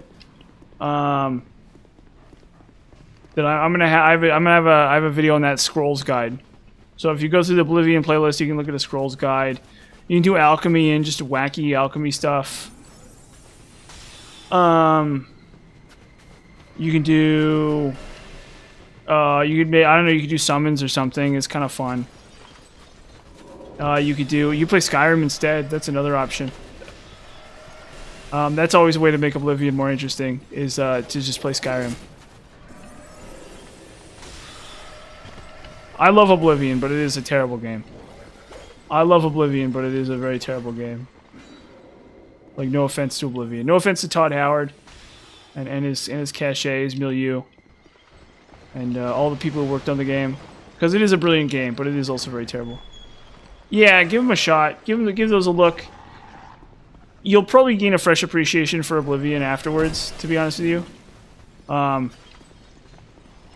Skyrim is fun on Legendary. I wouldn't play any of those games on normal mode. Like, just straight up. Do yourself a favor, is just don't even play those games on normal. Just do yourself a favor and play them on, like, the harder difficulties. And then just, like, abuse them. They're not really RPGs, okay? It's like a common mythos for those games is that they're RPGs. They're not RPGs. They're like puzzle games. You're supposed to, like, figure out how to get the magic items and stuff and do the crazy stuff and get the skips and the abuse and, you know, the potions that make you invincible and the spells that the one-shot enemies and you know, just the staves and the broken enchantments and the crazy, you know, exploits and glitches. And so they're really like kind of not RPG games. To be quite honest with you, they kind of seem like they're RPG games, like, oh, I can make all these cool choices. It's like, no, you actually can't make any choices at all. There's just different ways to break the game, and you need to abuse those ways, those different ways. And that's the only way you're ever going to have fun with those games. So I don't even recommend playing them on normal, to be honest with you. I think you should just rip off the bandage and play them on Legendary and hate your life for fun. And just enjoy the torture and the pain of playing them on Legendary. And then figure out the dumb meme strats that just, like, break it. Yeah, because it's like a, you know, it's like an old school RPG, basically. Oh god, it just killed me. Ah, that sucks. Yeah, no, it's just like weird. Yeah, I mean, that's the thing, is you have to it's like a puzzle. Like I said, you can't think of it as being like Dark Souls. Sort of, yeah, kind of. But leveling's like a bad thing. The thing you have to understand is that leveling is like a bad thing in those games. You actually don't want to level up in those games, mostly. It depends on which one you're playing. If you're playing Oblivion, you definitely don't want to level up. Your character only gets weaker as you level up. Your character does not get stronger when you level up. Leveling up is bad for you. You don't want to level up at all. Skyrim is the same deal. If you're level 50, you're playing wrong. You shouldn't ever be level 50. You should, like, cap out at level 30 or something. Like, even level 30 is kind of high. Most of my characters cap out at, like, level 25. You don't want to be level 30. Why don't you want to be level 30? Or you don't want to be, like, level 50, okay? Why don't you want to be level 50? Because you don't want higher level enemies, okay? Because here's how you level up in those games, right? You level skills, and then those skills cause you to level up, right? Makes sense. Totally oh, fudge. Totally reasonable, right? Completely reasonable system, right? Except that whatever skills you're leveling up, they're not going to do anything for you. Okay, not every skill in the game is going to do something for you. Most of the time, skills in the game don't do anything for you. How many skills are you going to use, right? It's like owning 10 cars. It's like you don't need to own 10 different cars, okay? You only drive one at a time, right? So if you're only using one skill at a time, or you're only using 2 or 3 skills at a time, why do you need to have 10 skills at 100, right? It doesn't make any sense. You don't need 5 different skills maxed out. That doesn't do anything for you. Now, you can there are still ways you can beat the game with maxed out skills, or with, like, really high skills, but it also doesn't do anything for you. So you don't ever really want to be high level in Skyrim, for any reason. Now, you can beat Skyrim on Legendary at level 1, but it's a lot tougher to do. For Oblivion, it's a lot easier. There's a lot of, like, Oblivion cheese that's, like, level 1 only. And in fact, I would say, if you want to have the easiest time with Oblivion possible, you would be level 1. You'd stay level 1 and you'd do, like, Conjuration and Illusion. And you could basically speedrun the game that way. Yeah, well, the red one already finished me in one move. He already one-shotted me. Okay, we're gonna try the homunculus mace here. Actually, where is outer wall? And we'll do Ring of Steel protection here, I think. We'll go homunculus mace, Ring of Steel protection, flame weapon. We'll try the homunculus face again.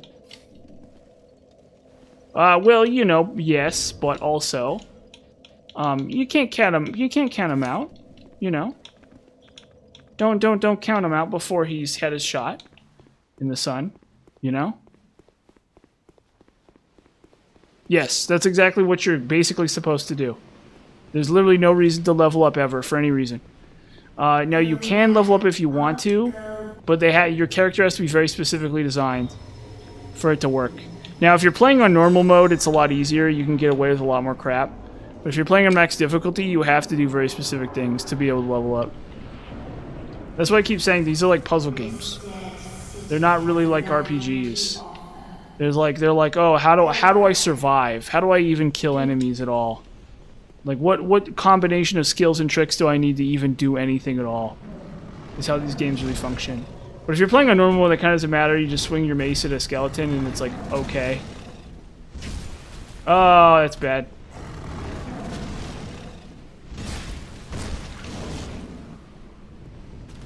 Okay, well, we learned our lesson.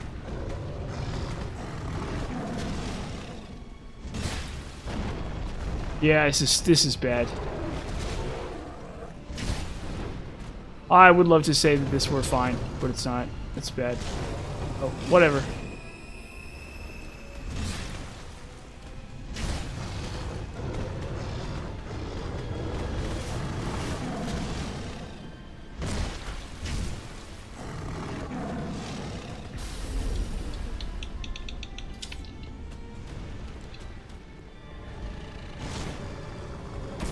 Yeah, it's like absolutely ridiculous. That's just terrible. Okay, whatever. That's fine. Yeah, for Skyrim, so the idea being is that it has to do with how enemies are scaled, right? So basically how it works is that every enemies are dependent on your level, okay? Most of them. There's a handful of exceptions. But the overwhelming majority of, yeah, it's like, yeah, exactly. That's exactly true. It's not even close, frankly, unfortunately. I really wish I could say that there was like some way that another weapon could beat the Ice Rapier or even be like the same level as it, and I don't think that's true, unfortunately. I think the competition has already ended between any other kind of weapon and the Ice Rapier.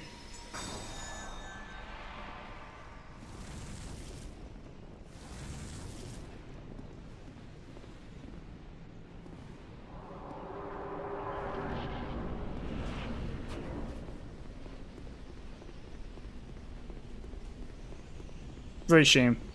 But what was I saying about Oblivion and how much I love Oblivion? Oh yeah, Oblivion. So enemies scale with your level, right? But every time you level up, you don't really get stronger. That's the problem with level up system, is the leveling up itself does nothing for you. It doesn't make you stronger at all. Uh-oh. Your skills make you stronger, right? So if your skills make you stronger, you don't have to level up, right? Your stats kind of do nothing. And so, leveling up just isn't important. And then on top of that, enemies will get stronger, then you will get stronger. Now, you can still circumvent this, especially on normal mode. But as the difficulty increases, it becomes increasingly difficult too. Honestly, even if you're playing on normal mode, if you're like a casual player playing Oblivion, and you don't know what you're doing, you can still get stuck in normal mode. You can still 100% get stuck in normal mode. Difficulty. From just like random crap.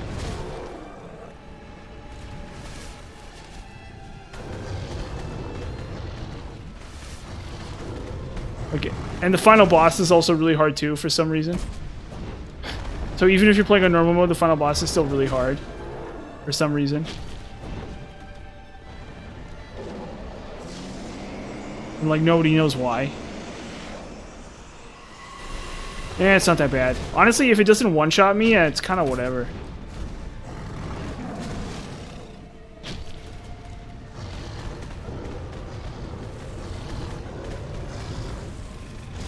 Uh-oh. I thought she was going to do the ice thing. Well, Kitty wants her snacks or whatever.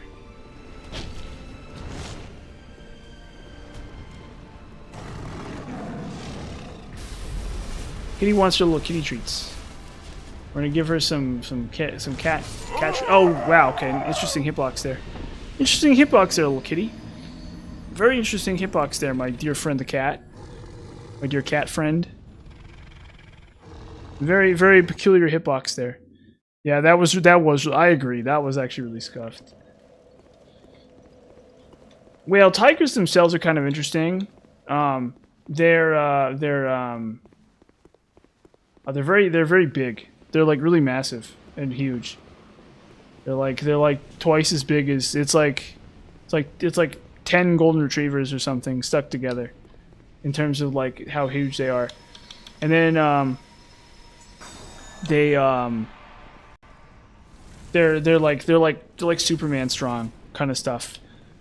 Apparently, I didn't even know that. Like, you can literally have at zoos and stuff. Sometimes they'll have ropes, and they'll let people pull on the ropes and try to win tug of wars against tigers. And it's like you could take like 10 guys, and they can all be pulling on the rope, and the tiger and like a tiger will still beat them. It's like really funny, actually.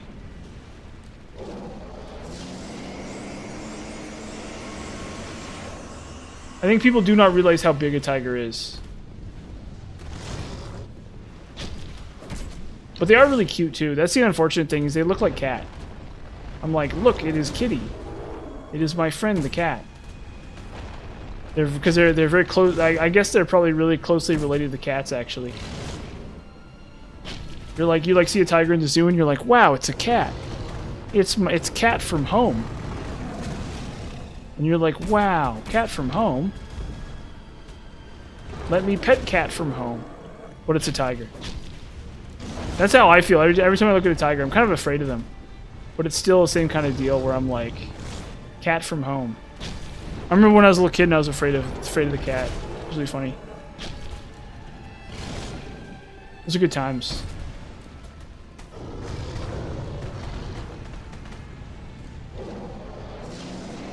Yeah, that would be really cool. Unfortunately, that would probably be too difficult for them to implement. Or they didn't think of that or something. I don't know.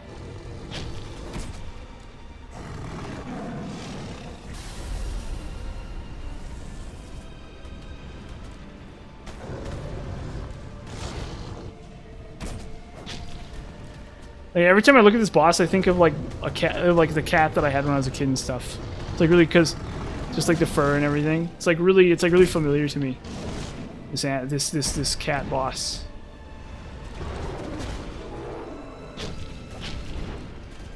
I can like smell a cat.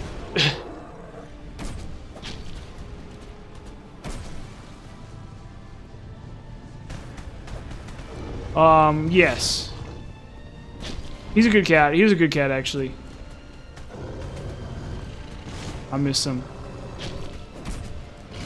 Shockingly well-behaved cat, in the grand scheme of things. He's really silly.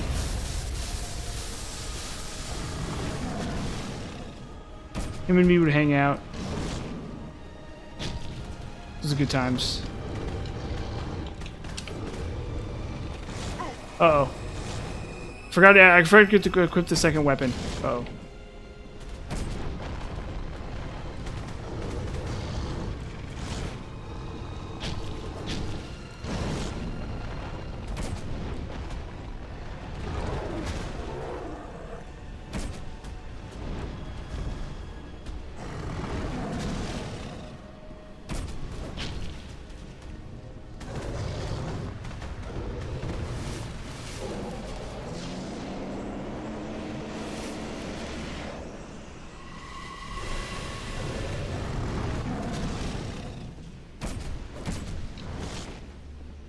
He's orange. He's a big orange cat.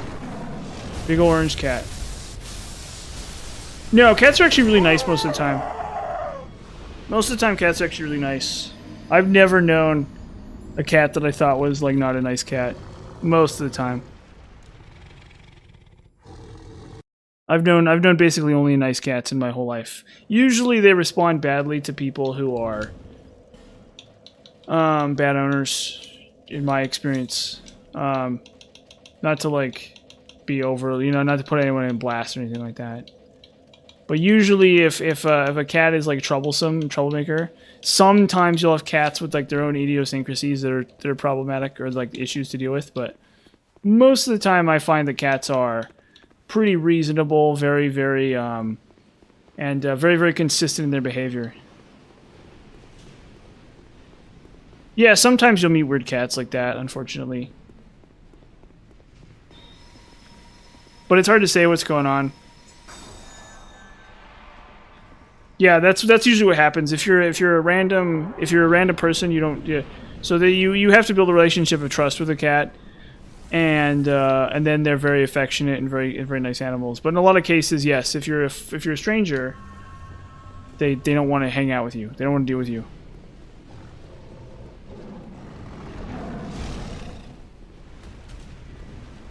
That's a component of it for sure.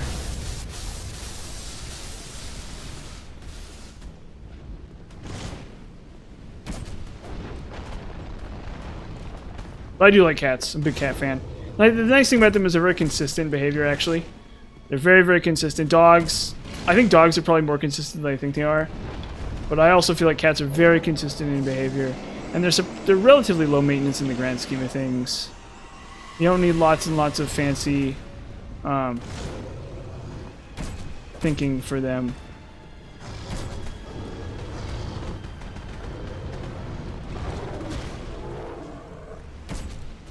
You don't need specialized training or anything, essentially ever.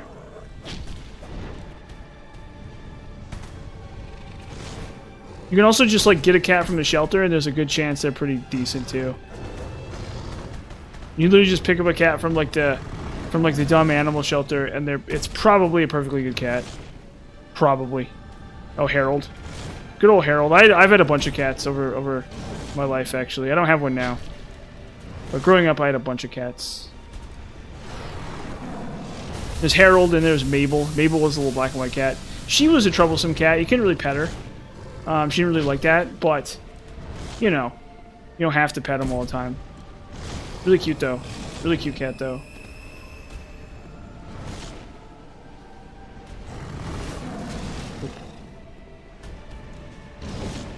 Yeah, this boss is really interested in punishing, like, any mistakes at all.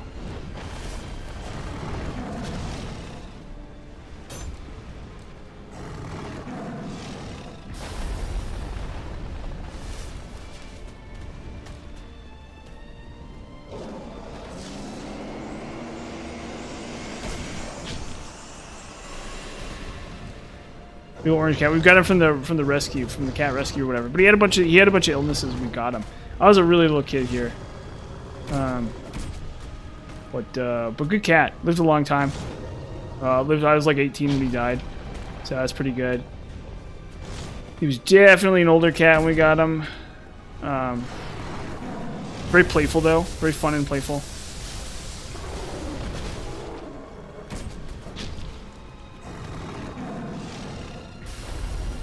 Good times. Of course, that was 12 years ago, about, I think. Or no, maybe he died when I was 17. I don't remember.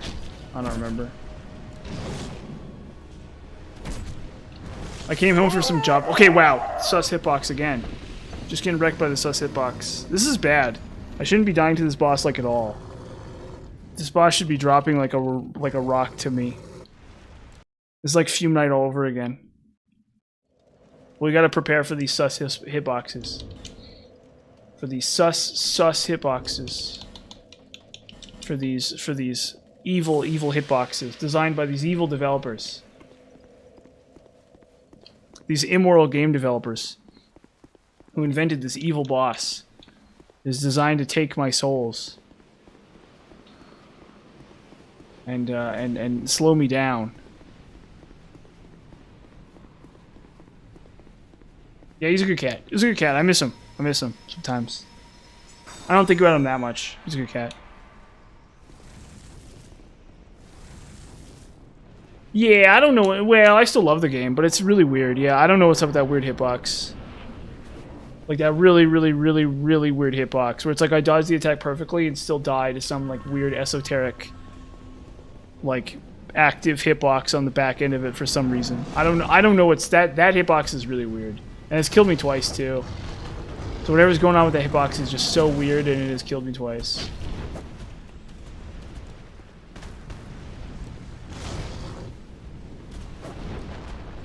Like trying to understand it. Try to get inside the mind of the hitbox. To beat the hitboxes, you have to understand the hitboxes. That's the idea. You need to get inside the head of the hitbox and think about its attacks. See from the hitbox's point of view. The malevolent hitbox. Or whatever. I don't know.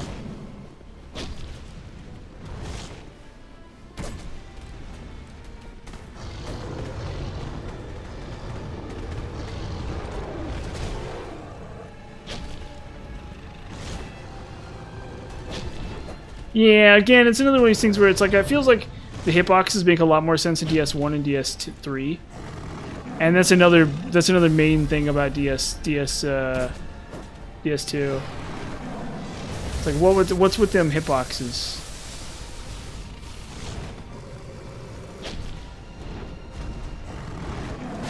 What's with the DS2 hitboxes? You have to look in the game code and find out. Oh, he's gonna attack. Ah, fudge. I thought he was gonna light ice spell there.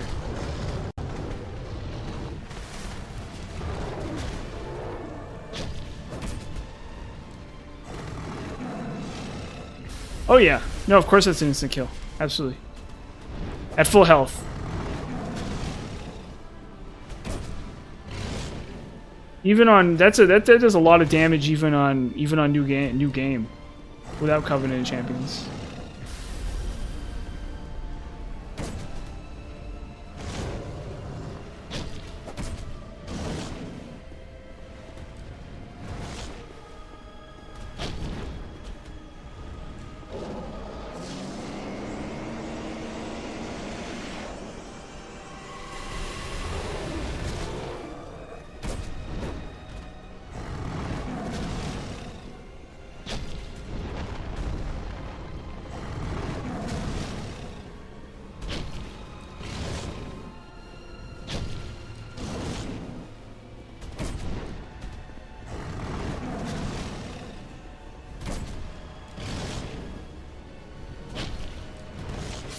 Oh, come! Oh, they saw hitbox again.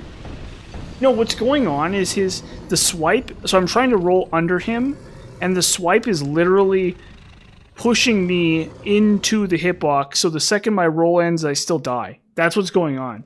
That's the third time that's happened. That's literally the third time that's happened, and it's 100% what's going on. Is I'm rolling into the attack. The hitbox, the boss's hitbox is pushing me. And then keeping me in the attack hitbox so that when my iframes are done, so I do dodge the attack, but he's catching me, the hitbox interaction. There's like a hitbox interaction there. Or something silly like that going on. Yeah, also I need to not get fancy with it and not try to sit there and buff in this fight. There's literally no reason to do that. Nope, no ring of steel protection. No ring. Maybe if I'd ring of steel protection, I would have survived it. Yeah, but I don't have ring of steel protection. So, I mean, I might still die with ring of steel protection. I don't know. Yeah, no, that's what's going on. Is his hitbox is pushing me into the damage hitbox, and the damage hitbox is ending later than my iframes. Is literally what's going on. That's literally, it's happened 3 times in a row, and I know that's what it is. So I'm like I'm in the wrong position or something relative to him. Yeah, you see that how it pushed me? How his attacks can still push me? Yeah, so oh.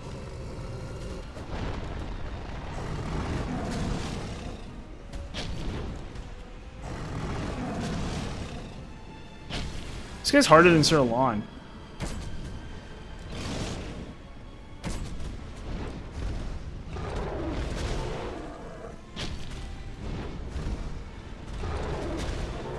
Yeah, you need to be smarter about that attack, I think. Yeah.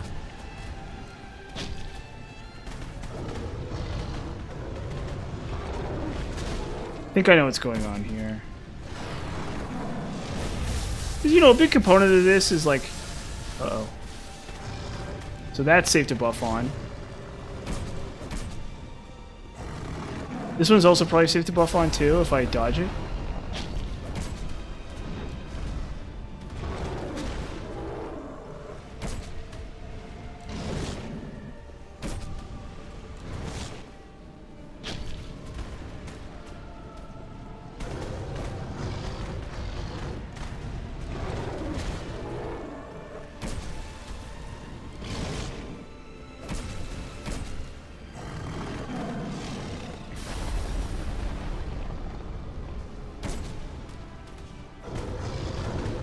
Oh, this is bad. I'm so stupid.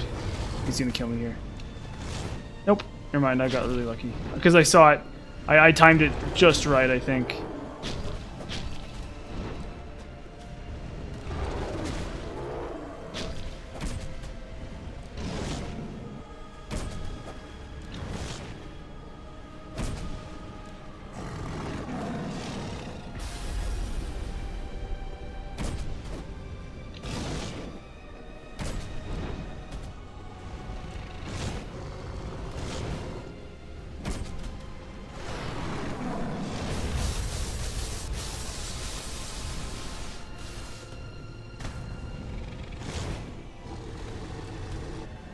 Uh-oh.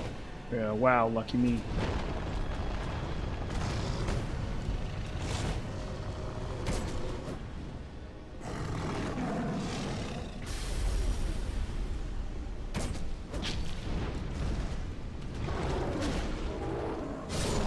Okay, well, lucky me. Yeah.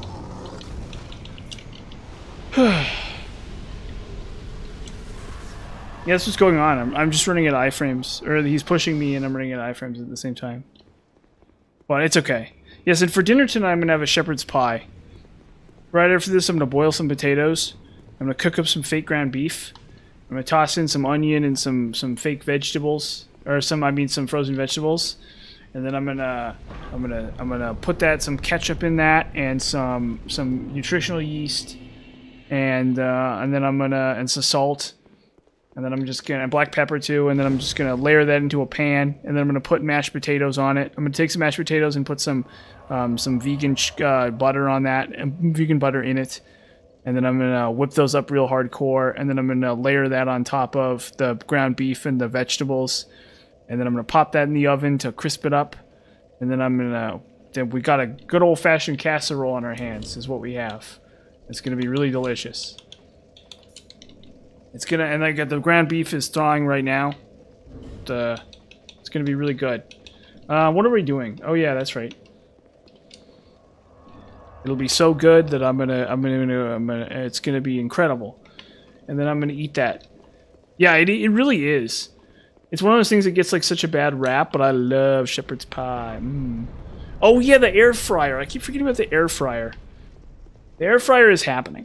Okay, the air fryer is happening. I just need to go through the trouble of actually doing it. The air fryer is hella happening.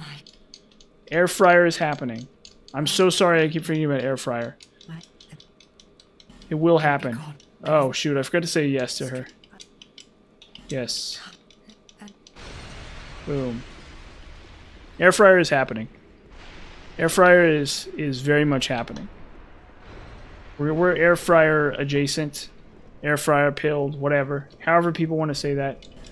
You know, whatever the lingo is these days. We're air fryer pilled. We're hella air fryer pilled here.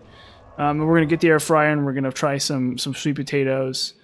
Or some potato balls. Or just whatever the hell they got. Whatever I can put in it, we're going to put in it. And then we're going to eat that. I don't care what it is. What was I doing? What is there something I can spend these souls on? Yeah, maybe. Yeah, we'll see that. That's the other thing I see is like, okay, is it, you know, how much work is it really going to be to clean out? That's another question I have. But you can buy a paper thing apparently. Yeah, so we'll see. I'm not terribly worried about cleaning it out every time, but you know, it's convenience, you know. No, air fryer is happening. Air fryer is 100% happening. Air fryer is not just happening, it's like really happening. Air fryer is like very much happening. I need to go to the right. I need to go to the right store to get a copy of it though. To get one though. I need bow. How many arrows do I have? Okay, I should have enough arrows for now, but I do need to restock at some point.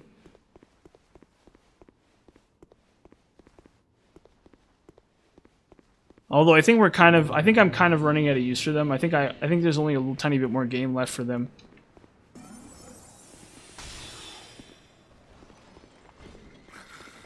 Air fryer is happening. Air fryer is on the agenda. I need to just remember to do it. Well, also, I want a good price on one too. I don't want to have to pay a bunch for it. You know what I mean? Like, I'm not going to shell out for a good air fryer right now. That's not happening.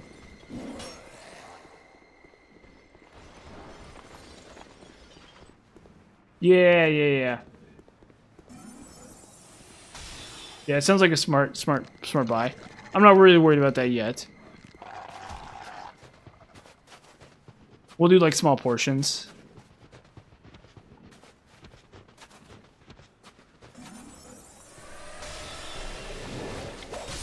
Uh-oh. I'll just give some test runs or something. I'll give it some test runs. I'll do like something really small in it. Maybe some vegetables. We'll toss some broccoli in it. I'll chop up a broccoli, test that out. Maybe I'll chop up some eggplants or something and give that a shot. And then save the other half for later. I'll try eggplant. You know, eggplant's gonna be the thing. I don't know. Maybe I'll put like a coating on it or something. I don't know. Just take some eggplant and toss it in there, and then salt and pepper it after the fact. Yeah, now that I'm thinking about it, I need to figure that out. Air fryer needs to be on the agenda soon. Unk, what's up, brother? Unk it is. Hello. I'm Unk Souls Man. You better believe it.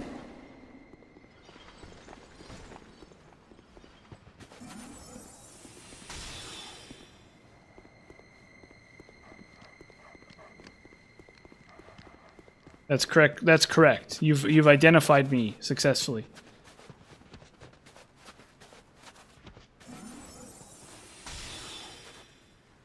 Uncle John Dark Souls. Yeah, that's correct. Uncle Souls Man. The uncle who plays all the hard video games on YouTube for no reason. That's the plan. That's the strategy. That is the strategy. That is what we're doing. That is exactly what we're doing, actually. That is precisely what we're doing. That is who we are. To a T. Precisely. That is precisely what's going on. And then maybe, I don't know. And then what was I gonna say? Okay.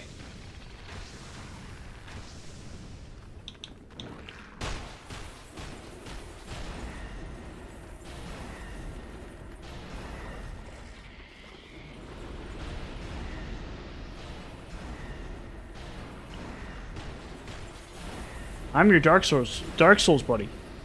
I'm your pal, the Dark Souls man. I know how to do Dark Souls. Oh. One day I'll see my wife again. One day. One day one day I'll be let out of the Dark Souls mines, and they'll let me see my wife again. Someday. Someday. Not today though, that's for sure.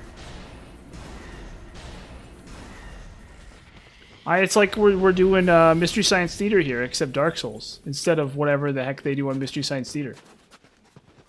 In the not too distant future, oh.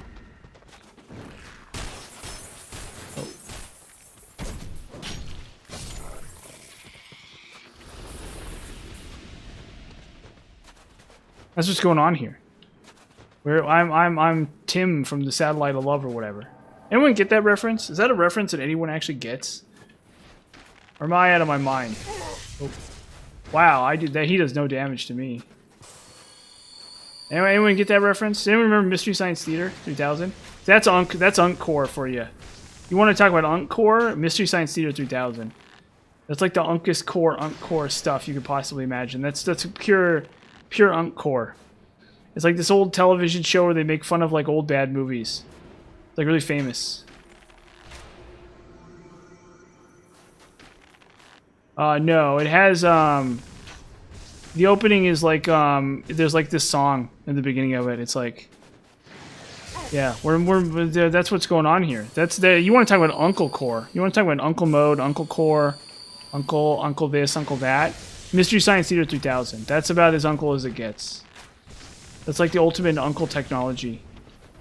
For like, it aired a long time ago. It was like a UHF thing, I think, or something. I'm not sure where it even originally aired. I'm pretty sure it was like UHF or something. Okay, what was that? Did anyone see that? What was that? Okay, I see we're just making stuff up here. Aren't we? Aren't we, game? We're just making stuff up, aren't we? We're playing pretend. I don't mind Dark Souls 2. Yeah, the Uncle lore, exactly. You want to talk about some uncle stuff. There you go.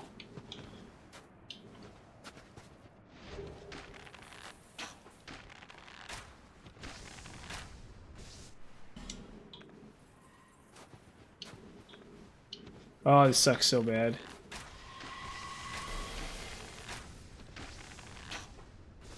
Honestly, this isn't even worth it. I should just keep moving.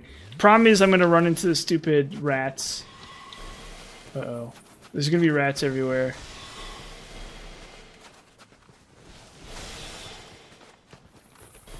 There it is. Ah, see, exactly. That's what exactly I was afraid of. Ah, stupid rat. Can you believe this stuff? Can you believe this stuff, guys? Gentlemen. Ladies and gentlemen, can you believe this stuff? I know, it's ridiculous. It's just unbelievable is what it is. It's outrageous. You know, this is an outrage. Like Dark Souls, those hedgehog, yeah, exactly. They're the worst. They're absolutely the worst. They're just the worst. Just the worst of the worst. Legitimately. Just the worst. Absolutely terrible. And now I have to go through this whole gauntlet again. Now I have to go through this entire gauntlet again. Evil Sonics, exactly. Well, I think that's ordinary. I think normal Sonic is evil. So I think that's a. You don't need to say evil Sonic. That's like he's already evil. I think. Maybe I don't know the Sonic lore, but that's the impression I get is that he's evil. You know, him and Mario. You know how Mario is like stepping on the Goombas or whatever? Yeah, Sonic's evil. Sonic, that's the thing that they don't tell you. Sonic's evil. Haven't you ever played Sonic.exe? Haven't you played Sonic.exe? Or haven't you read the deep lore about how Mario, every time he breaks a block, is like murdering someone? He's like murdering a human. Every time Mario breaks a block, he's like murdering. Sonic is Hedgehog Goku. Is that... really? Is that like the... is that their explanation for what's going on with him? Is that like in the lore? Yeah, every time Mario crushes a block, it kills a human being. It literally murders a person. Like a literal human dies. Every time Mario crushes a block. It's in the lore. You gotta read about it. There's a whole thing on it. He also crushes Goombas to death. Even though they're innocent or whatever. Or something. And then he's yeah, exactly. Mario is a serial killer. So I assume Sonic is kind of just the same thing. Haven't you ever played Sonic.exe? Wow, is he stuck there, really? Haven't you ever heard of Sonic.exe? See, I like how you're paying attention. I really like how you've been paying attention this far. How you know to bring that up. You know to bring up Patrick Bateman. That's really good.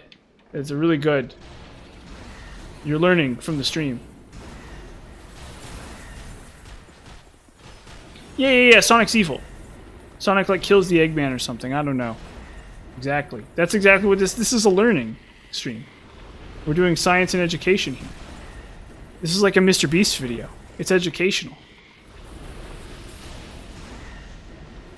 That's exactly what's going on.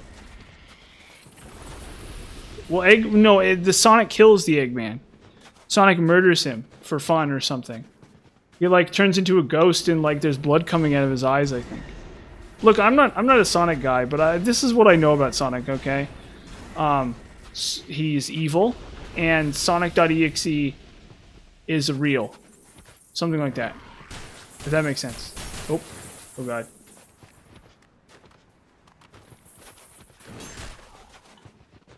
Maybe someday I'll see my wife again, too. That's another thing that's probably true. Or not, I don't know. No, that movie sucked. I hated that. I saw it. I thought it was bad. I thought that was, like, really terrible. It was, like, really awful. That was, like, abysmal. That was, like, the worst film I've ever seen in my entire life. See, if Sonic's evil, at least on that basis, and that he made a terrible film. That was awful. It's actually funny you bring that up, because I hated that movie. I hated that movie really badly. I thought that was, like, really terrible. I was kind of, like, appalled at how terrible I thought it was. They did everything wrong. They did everything wrong that, like, a movie can do. It was just everything bad possible. And then...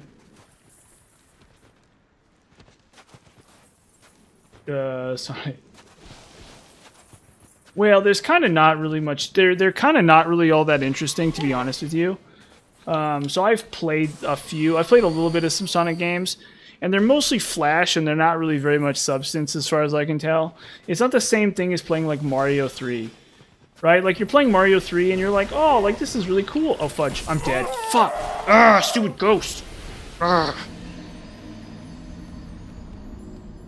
Yeah, so if you've played, like, Mario 3 and stuff, you're like, oh, okay, this is, like, a really interesting video game, right? And then you're playing, like, Sonic, and it's, like, you're playing, like, Sonic 2 or whatever, and it's kind of just whatever. There's actually not really much... This is really disappointing that I died to that.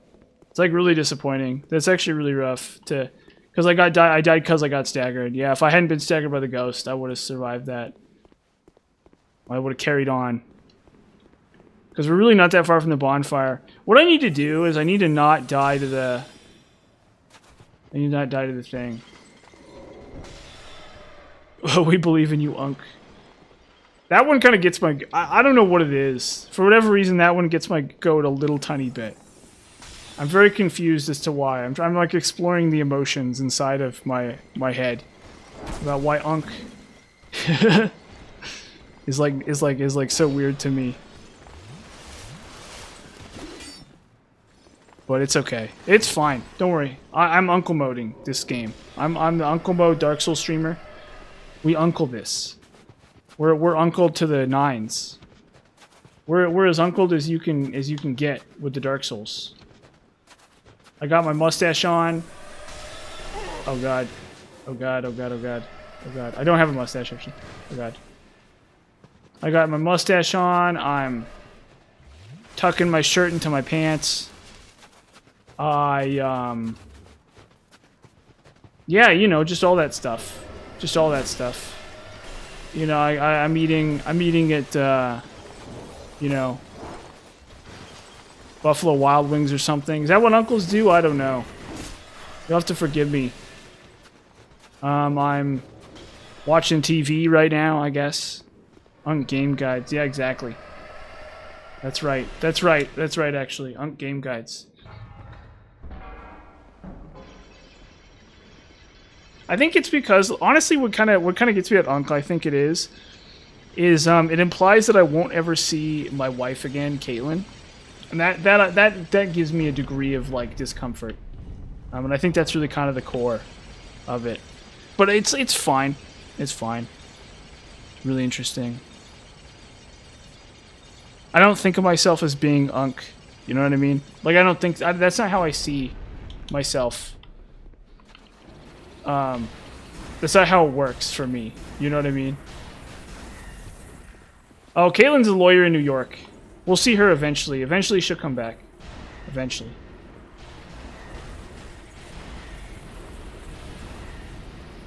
Eventually I'll see Caitlin again. No. No, I haven't seen her in 10 years. It's been 10 years. But I'm haunted by dreams. By terrible dreams of her. On repeat. It's like every month or something. I have a dream about Caitlin. It's like really weird.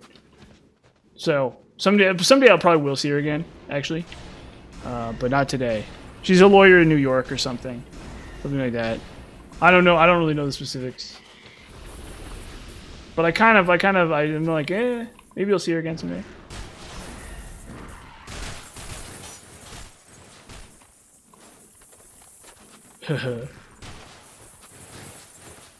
Yeah, I have dreams where she's the Slender Man or something. She's the evil Slender Man.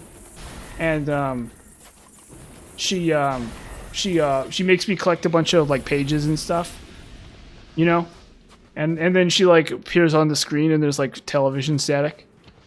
A lot of that kind of stuff. A lot of her being you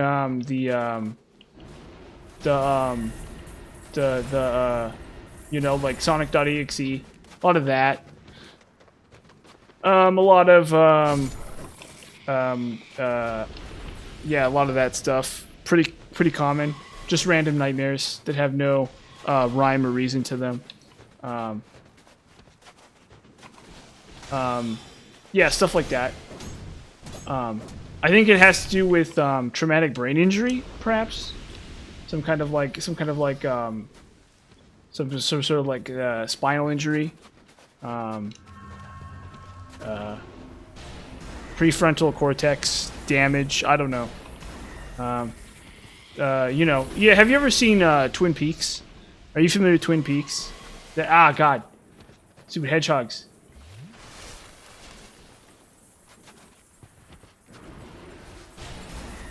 Oop. Oh, okay. Well, there's like a ghost or something in it. I don't know. Have you ever seen the film Ghostbusters?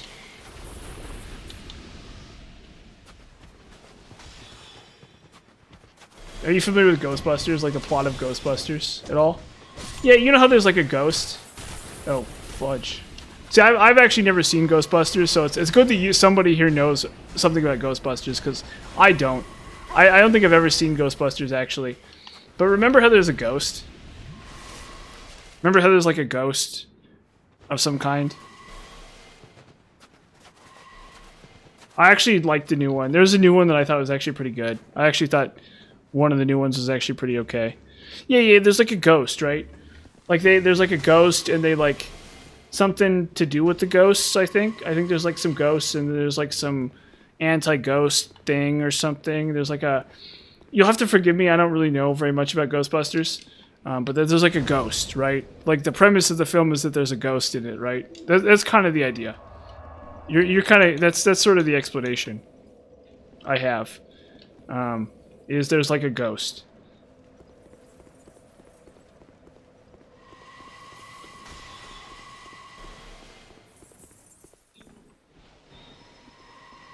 Some ghosts are involved.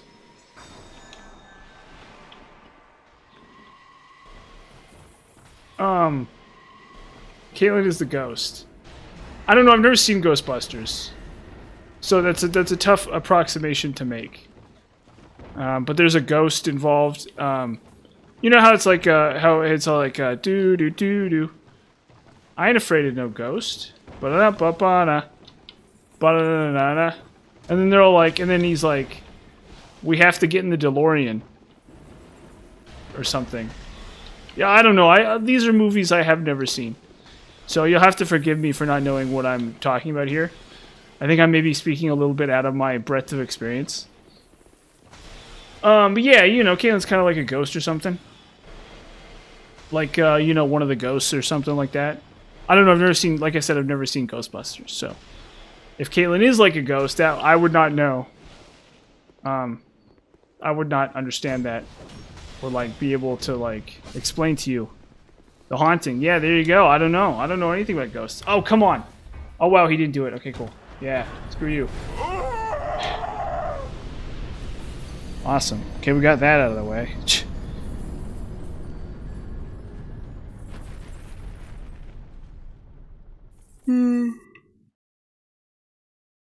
We'll just skip the soul retrieval. I don't really need the souls. It's fine. Yeah, so what was they saying about ghosts and Caitlin? Yeah, so, well, she's a lawyer in New York. So I assume she's doing Ghostbuster things because New York is where Ghostbusters was filmed. and so I assume there's some kind of connection there. I have one of those like boards, you know, one of those like weird, like one of those conspiracy boards, like on from, you know, movies and stuff, where it's like you connect a bunch of dots with red lines or whatever. And yeah, so New York, Ghostbusters, Caitlin, it's connected somehow. I don't know what's going on with that. I saw the new Ghostbusters with the women cast. I thought that was actually okay. There were some low points to it, but I think it was actually a fine movie. I think people who hated that movie were expecting something different than what they got when it was really okay. It was a perfectly fine movie. There were special effects in it, which is, I guess, something. I thought Melissa McCarthy was okay in it. Whoever the lead actress was okay too. It was just fine. It was okay. You know, it's an average movie. I give it, you know, 7 out of 10 type deal for that new Ghostbusters film. Starring Caitlin, I guess. Caitlin's not in it. She would have been. Wait, when did that come out? When was that? When was that new Ghostbusters? Yeah, it doesn't matter. It doesn't matter. Uh-oh. Uh-oh. Hedgehogs.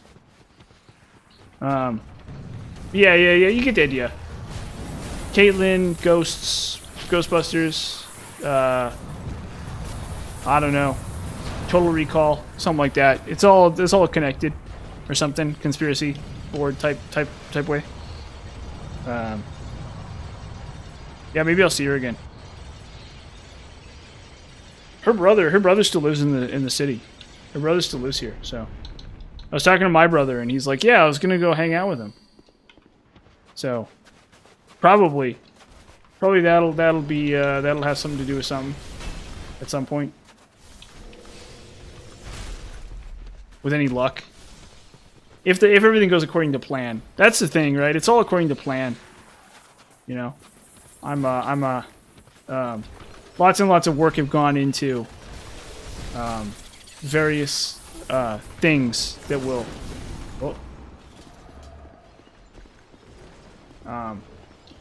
Yeah, I saw that new movie and actually it kind of reminded me of her. Begonia. Has anyone heard of Begonia? Is that a thing anyone knows about? Anyone want to talk about Begonia, which I saw? Uh-oh. Oh, he's not gonna be fooled by that. Oh god. Oh, do you like the look of it? No, it was bad. It was actually kind of bad. Oop. It was actually kind of bad, unfortunately. I would love to say that it was great. Yeah, kind of bad. Kind of reminds me of Caitlin, though. Did remind me of Caitlin a little bit. But not like at first. For a lot of the movie, I was like, oh, this is just American Psycho again. That's the thing you have to understand about all movies, is that they're the same as American Psycho, believe it or not. Like, contrary to popular belief, most movies are just American Psycho. There's like a really controversial take. And well, sort of. So there's actually some truth to that, right? So you know how every fantasy movie is Lord of the Rings? Like, think about this for a second. Ask yourself this question. Is every fantasy movie Lord of the Rings? Or is like all fantasy derived from Lord of the Rings? Well, Lion King's slightly different. Lion King is kind of an exception that proves the rule. Well, what I'm saying is, like, you know how Tolkien wrote a book and it's like everything is based on that book, right? Like, Tolkien wrote a book and then every book is the same as that book, right? Like, there's orcs and they're like the same as like Tolkien orcs, basically. And you see like dwarves and stuff and you know exactly what's going on, right? Like, you know exactly what's going on when you see a dwarf. You're like, oh, okay, this is just Tolkien again, right? And how, like, there's hundreds of video games about elves and orcs and dwarves and stuff, and they're kind of all downstream of Lord of the Rings. They're not exactly the same as Lord of the Rings, but they're, like, heavily influenced by Lord of the Rings, and how, like, a vast component of our culture has something to do with Lord of the Rings, right? Well, every movie about, like, an asshole protagonist... I probably shouldn't use that word. I need to keep this a family stream. Every film about... Every movie... There's a lot of movies about asshole protagonists. There's like huge numbers of movies about lame protagonists, right? They're all kind of American Psycho. It's because of this concept of postmodernism. No, not everything is not a JoJo reference, actually. Although if you're watching anime, actually, yes. It's actually really funny that you say that, because if you're watching anime, yes, everything is kind of influenced by JoJo's, actually. Like, yes, in point of fact, if you're watching anime, it actually is influenced by JoJo's. JoJo's is, like, relevant to the story. But the point is that it has to do with the concept of postmodernism. So if you're watching anime and you don't, like, think JoJo's has anything to do with it, that's wrong. Like, yeah, it's not like the entire story, but like a lot of anime is very heavily influenced by JoJo's Bizarre Adventure. Like a huge amount of anime is influenced by JoJo's Bizarre Adventure. Any anime that doesn't have like a hard shonen structure comes off as being very JoJo's to me. It feels very JoJo's. But anyway, that's not really the point though. JoJo's isn't really so much the point. The point is postmodernism, okay? So the idea being is that there's this old concept called the hero's journey, right? And the idea being is that, or the monomyth.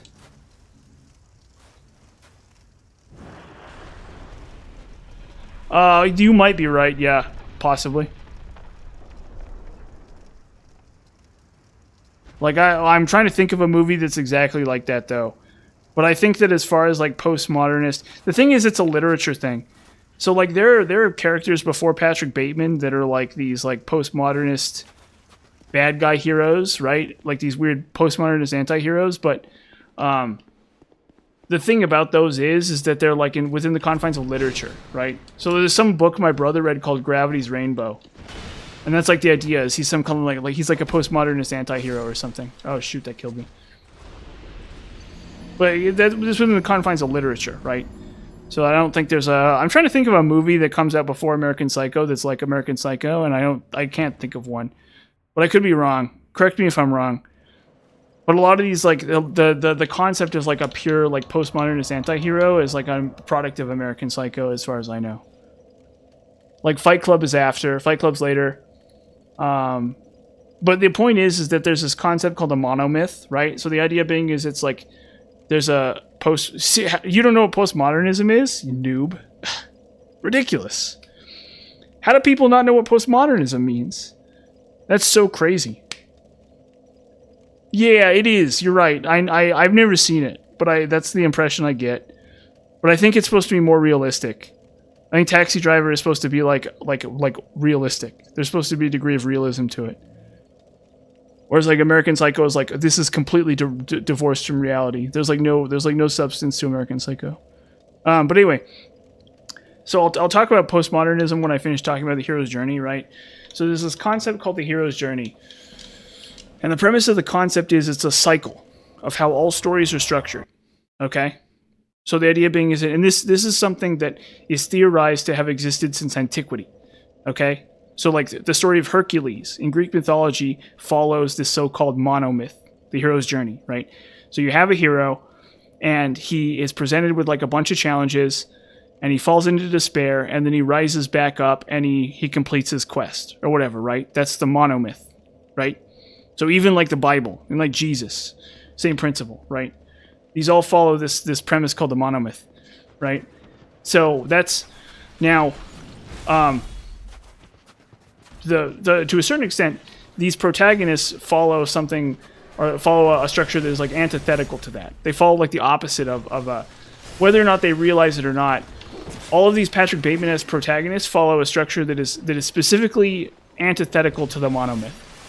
The purpose of them is to exist within the confines of like an antithesis to the monomyth, right? They're like people who fail, is the idea. Does that make sense? They're like people who don't succeed. They're not heroes, right? Well, it's Joseph Campbell. I don't really know. I haven't read it, but I understand the theoretical concept. At least as far as I know. I probably should read it, actually. I went to my library and I wanted to check out House of Leaves. But if I could do it again, next book I read is probably going to be Joseph Campbell's Monomyth. But the premise is that these protagonists, in theory anyway, they represent an antithesis to the monomyth, right? So Patrick Bateman, and so Begonia has that exact structure. It's like an opposite of the monomyth. It's like instead of being the hero who saves everyone, he's the villain who dooms everyone. Does that make sense? Okay. So anyway, back to modernism though. Modernism/postmodernism, okay? So modernism is the idea that, roughly, is like this idea of human progress. Okay, roughly, it's like the idea that things are getting better, and that but it has a more broad meaning than that in a lot of cases.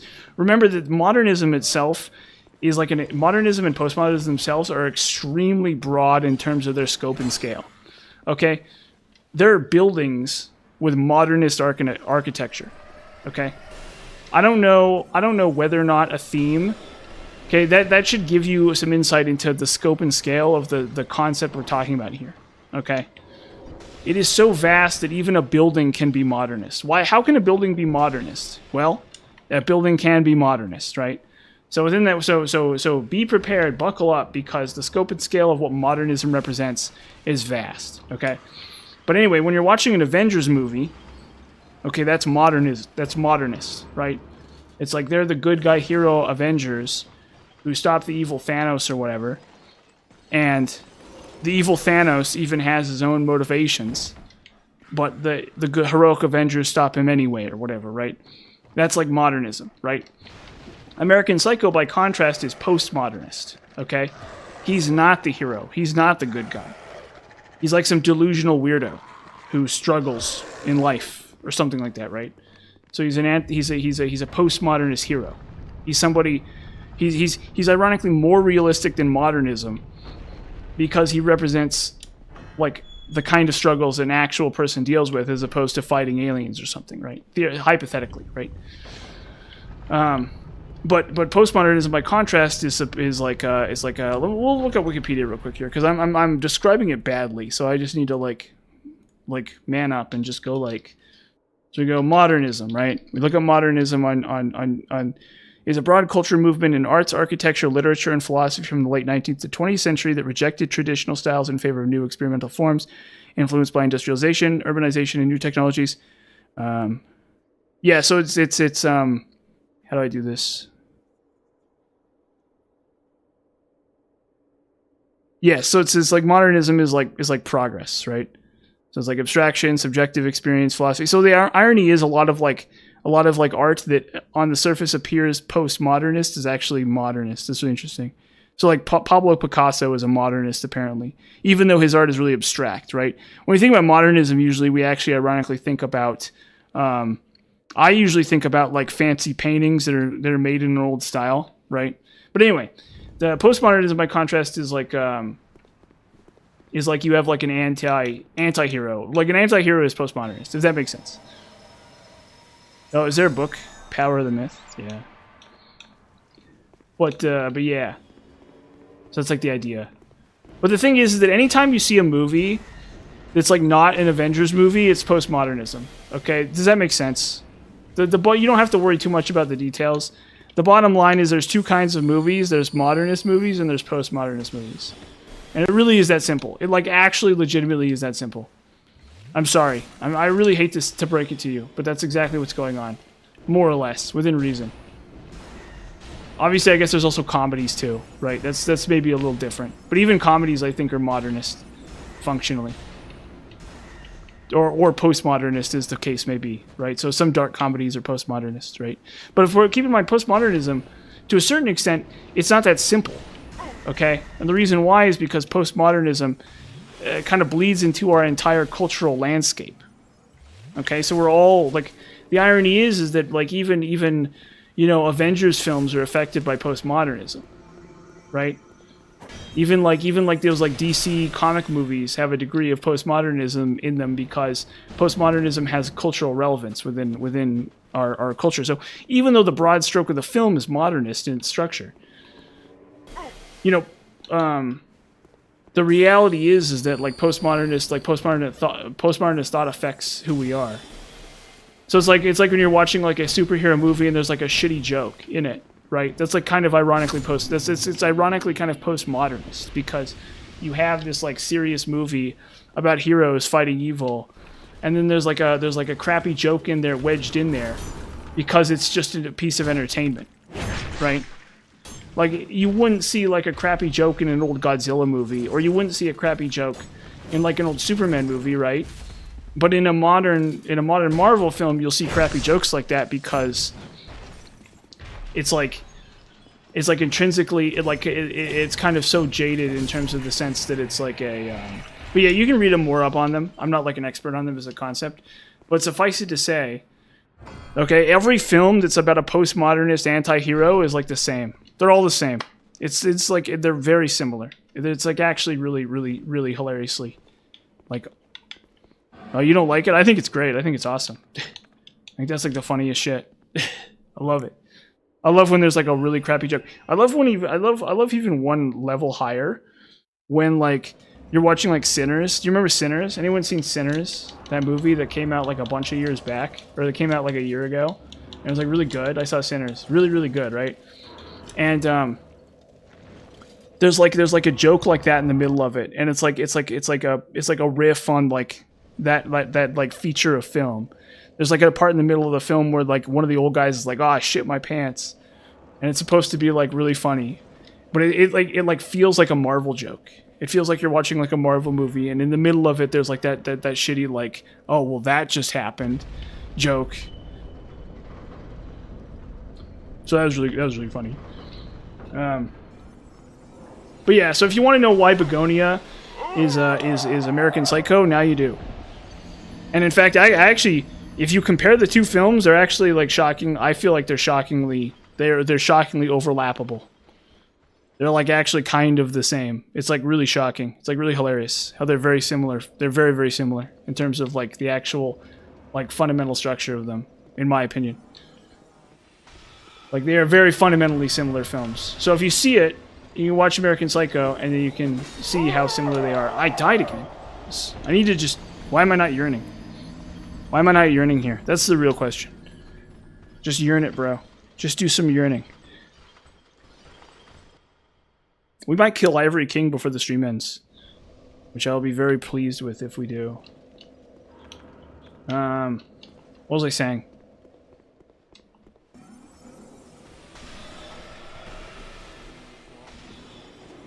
Yeah, so I'm like a modernist protagonist. That's the thing about me, is I'm a modernist protagonist. Like, if there was a movie about me, it would be it would be kind of postmodernist, but it would mostly be kind of modernist too. It'd be really weird. It'd be like a really boring comedy movie about like a guy. That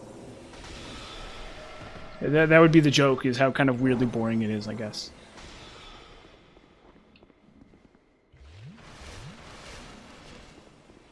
Or there'd be like cuts to like, what the heck Caitlin's up to? Oh. No, it's Oral Decoy? What's that from? I don't know what Oral Decoy is. Is that like from is that from like DS3 or something?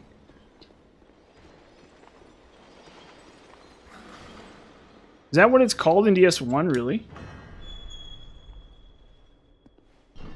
That's straight up what it's called in DS1? God, that's weird. Really? I don't know. I don't really... It's not really irrelevant for DS1. You don't need it. You don't need it for DS1. What is it? Let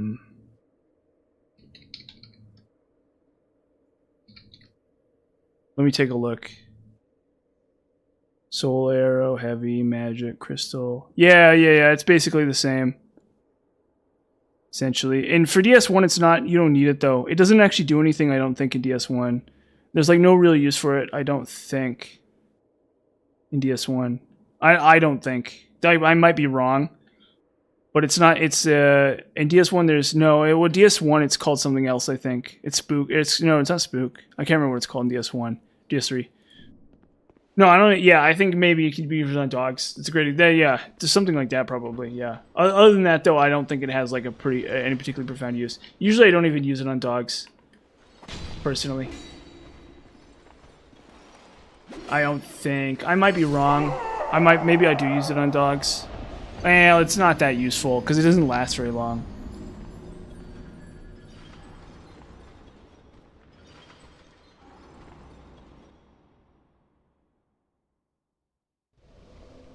It's alright. It's an alright spell. Okay, Ivory King time. Yeah, I know. DS1 doesn't really need it.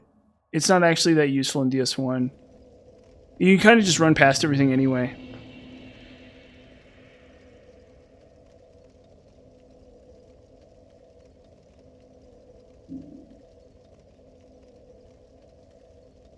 Huh.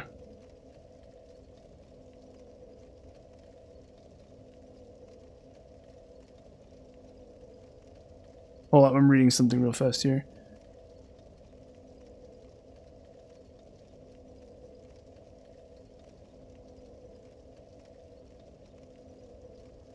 Yeah, everything is modernist. Yeah. So I'm reading on modernism. I was reading on postmodernism. Yeah, but that's what I'm saying, is that Patrick Bateman is a postmodernist protagonist, right? That's the idea. So it's like if you're watching a movie about how this guy's delusional, then it's like it's American Psycho and it's postmodernist, right? If that makes sense. So that's why I complain every movie is American Psycho. That's why I complain like every movie is American Psycho. Because they keep making these postmodernist films that are very similar to American Psycho, in my opinion. Anyway. What are we doing now?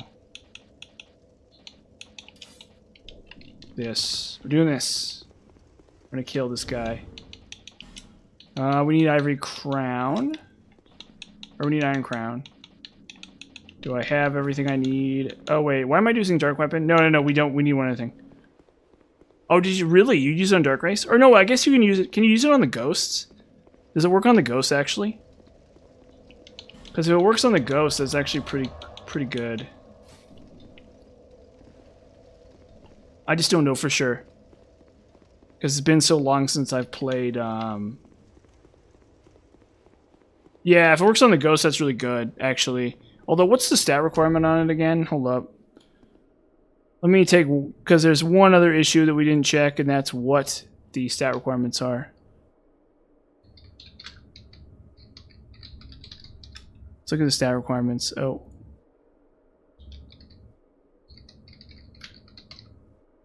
Let's take a look here. Oh, this is DS2. What am I doing? Let's look at this table here. 20? No. Oh, only 10. Yeah, okay. Yeah, there's some use for it, sure, for sure. It's just never a spell I've ever used. I think that the game is mostly... It's not the same as DS2, where enemies are really hard to run past. Enemies are pretty easy to run past in DS1.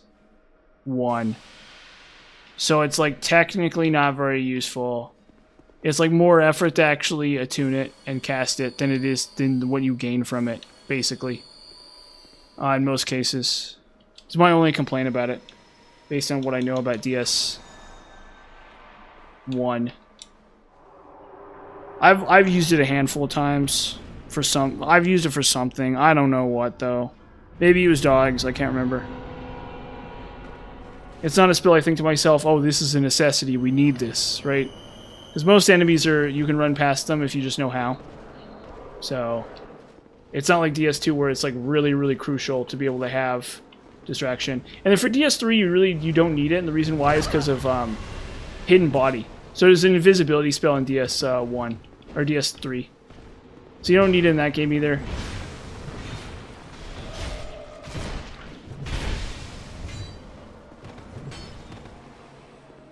That's really the bigger problem with it, I think, or at least in DS3. It also doesn't work against every enemy, unlike Hidden Body, which works against literally everything in DS1. Yeah, maybe Hidden Body's better in DS1 as well, actually. That actually might be the problem with it. I'm trying to think about... I can't remember what the issue with it is. I think it might be Hidden Body.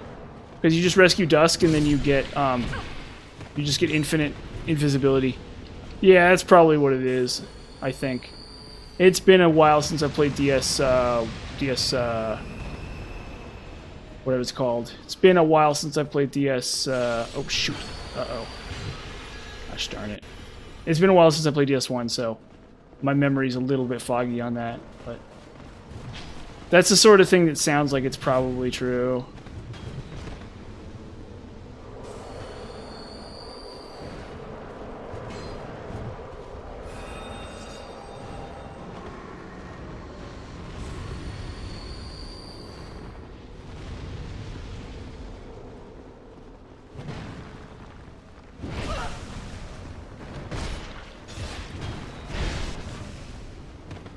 See if I can survive this. I get so unlucky with the White Knights sometimes. I need them to like dunk them.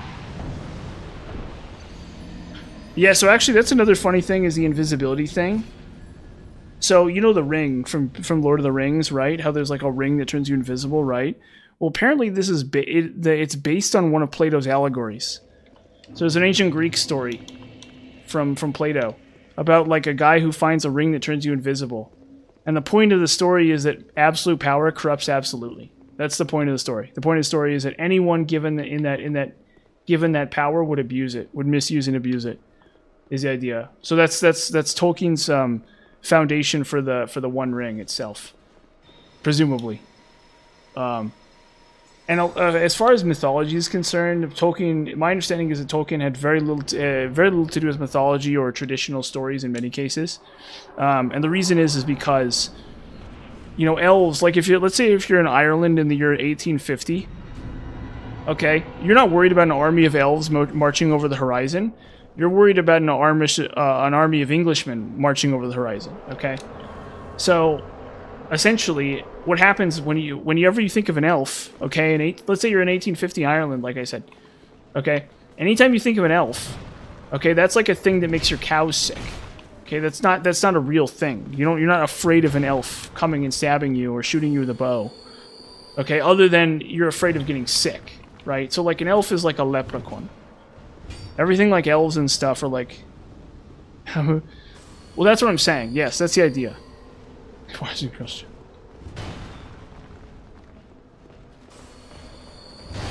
Yes, it's very much like a shonen protagonist. That's true. What was I saying?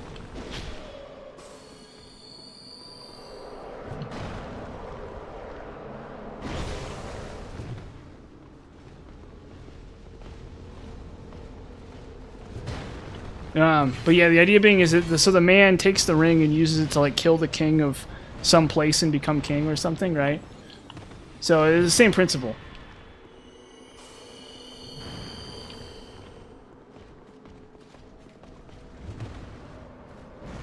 Oop.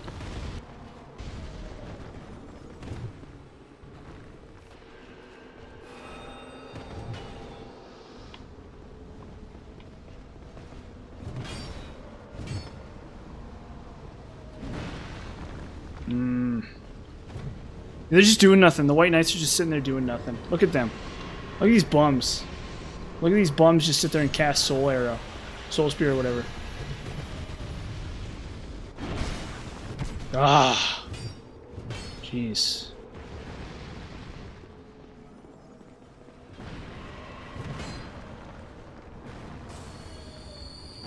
Meanwhile, I'm doing all the work. I'm doing everything. Whoop. Where's it? Come on. Come on. Whoop.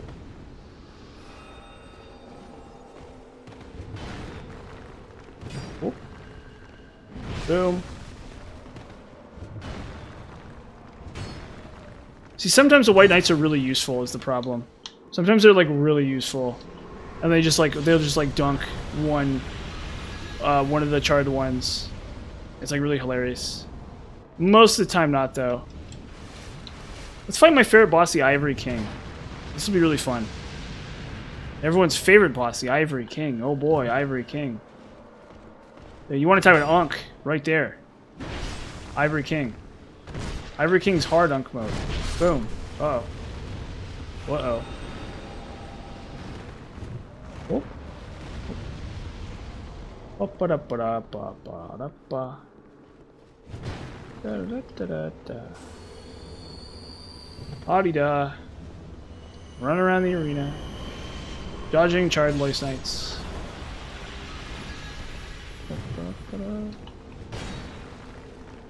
Ah! Ah! Oh, you. You! You. Oop. This is like not happening. I still have like 4 Black Knights up.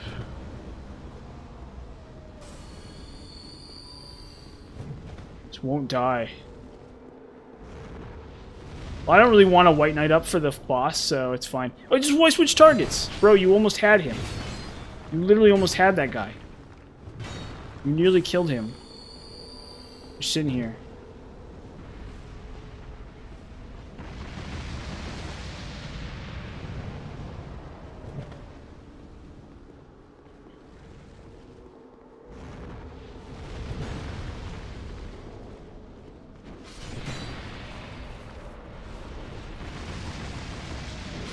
Finally, jeez.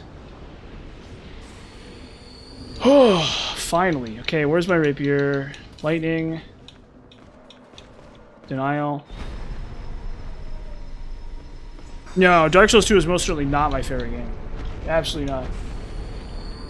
I love it. I love it. Don't get me wrong. It's a great game, but it's most certainly not my favorite of the trilogy of games. I like DS3 a lot. I like DS3 a lot, and I like DS1 a lot. Definitely. Although to say that it's a bad game would simply be untrue. There's no, you know, I don't think that's fair either. I think the suggestion that this game is anything other than a masterpiece is also just completely nonsense. This guy. This freaking guy. Oh my gosh, he's already just on it. No! No! I didn't tell you to kill me! You.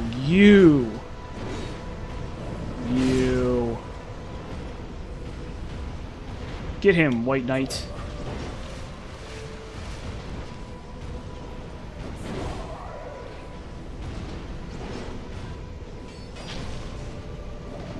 Uh-oh. I'm already cooked. This is like already dead.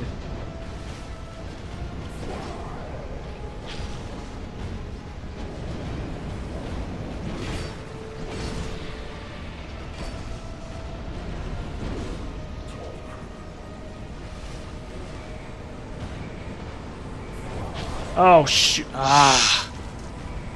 It's dead. Yeah, okay, so now we gotta do the whole gauntlet again. Awesome. Yeah, you're just gonna do the whole gauntlet again. Yeah. We just gotta do the entire gauntlet again. This is just awesome. Just awesome. Yeah, we gotta just keep going, doing the gauntlet again. Yeah, why not? Why not? Let's just do the gauntlet again. Let's just do the freaking gauntlet again. Awesome. Just awesome. Just fine and dandy. I don't know. I should have dodged more thoroughly there. Definitely. Yeah, have a good night, dude. Have a good night. Thanks for chatting. It's been fun.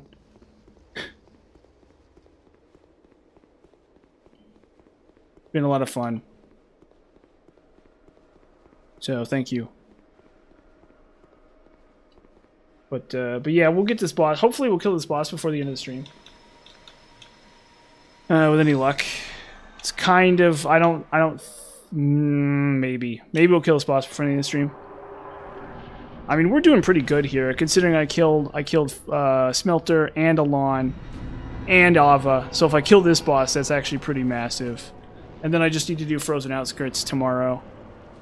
And then I think there's going to be no stream Friday. So everybody keep that in mind, no stream Friday.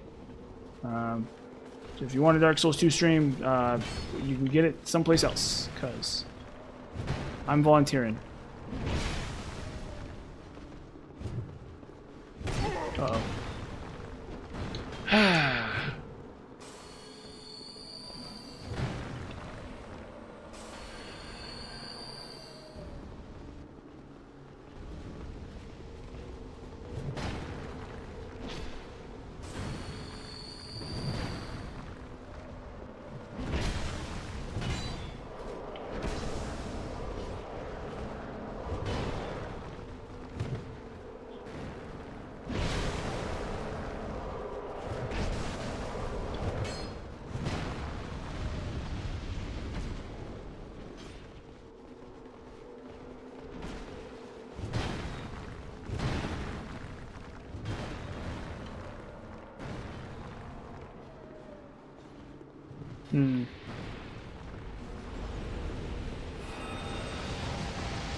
Yeah, the map design for this game is good. I do like that.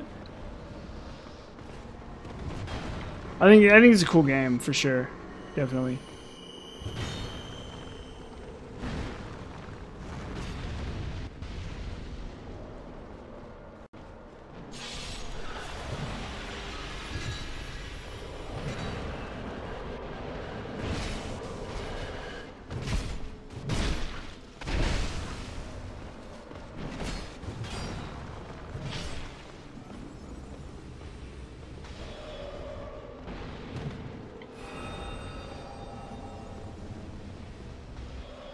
Oh. Oh, that was really stupid of me. I shouldn't have tried to get retrieval there. No, it's really unlucky. I think the White Knights really goofed up there. I don't know. I feel like they just kind of sat there and didn't do anything. But maybe I could have, like... You know, maybe I need to lure the Black Knights into the White Knights. I could try that. It's not the sort of thing that matters that much. But it's how it is. So we'll give that a whirl.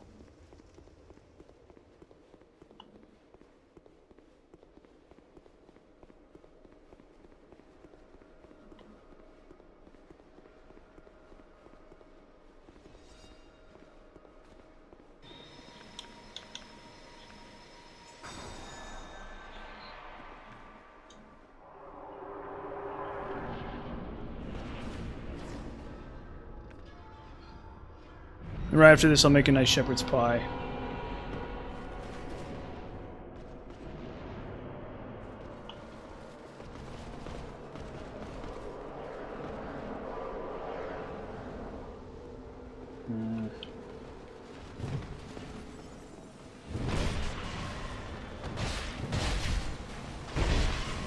Okay, I think this might be the way.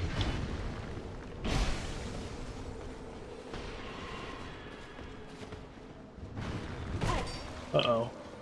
Never mind. We're cooked instantly.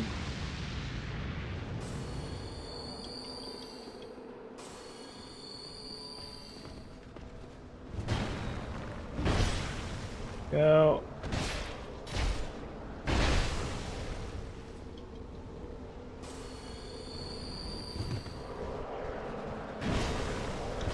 Uh-oh. Shoot. Very slight possibility we can kill this boss this time. Today. I need to use better life gems than this, to be honest.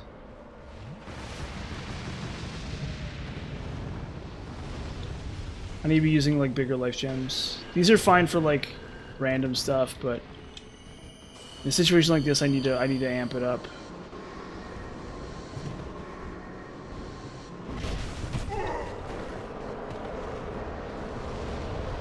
Uh-oh. Can't touch them when they come out of the door, huh?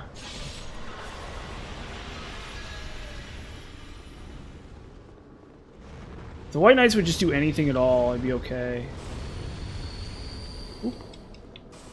Oop. Oop.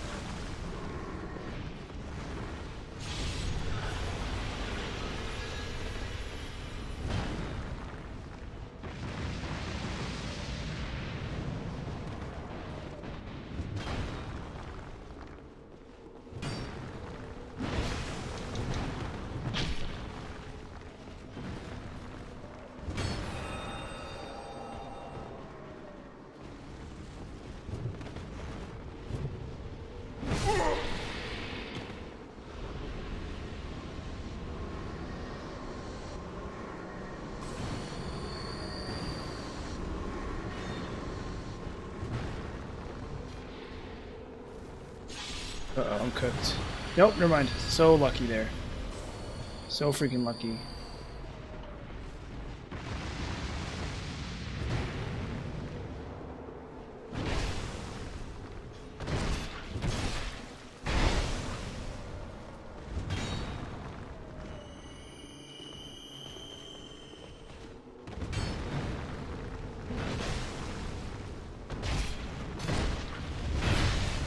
I'm gonna kill? No.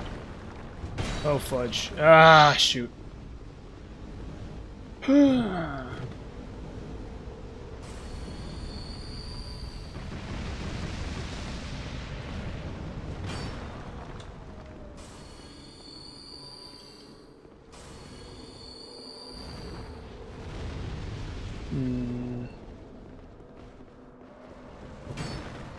Why not do anything, please?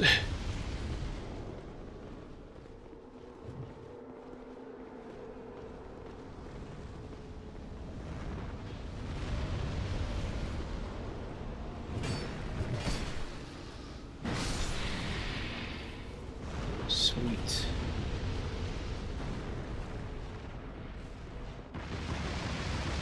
Uh-oh. Should still be fine here.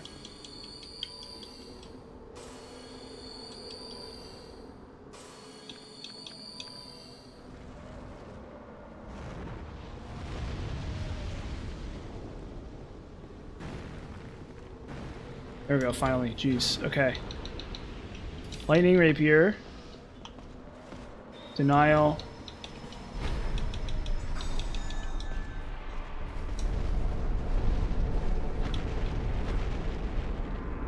Okay, we might kill this guy. There's like a 1% chance we kill this guy here. Maybe better than that, but... For some reason this guy can be an issue. I don't think he's the hardest boss in the game by any means, but he can be tricky, for sure. So... If I don't kill him right now, we're going to put this off till next stream.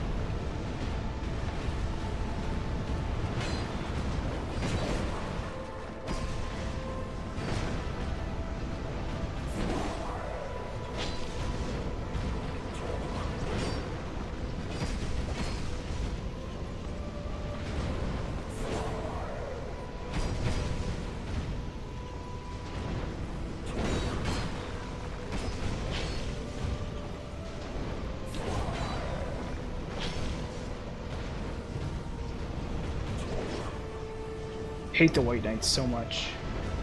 Just so useless. He's just so freaking useless here. These guys are like worthless. I hate these guys so much. You need them, and yet they're also just terrible. The best thing about them is that they die. It's literally the best thing about them is when they die. Like, real talk. Hashtag. Hashtag I hate these White Knights. I hate them so much. They're just so worthless. Okay, well I don't have to deal with that one anymore.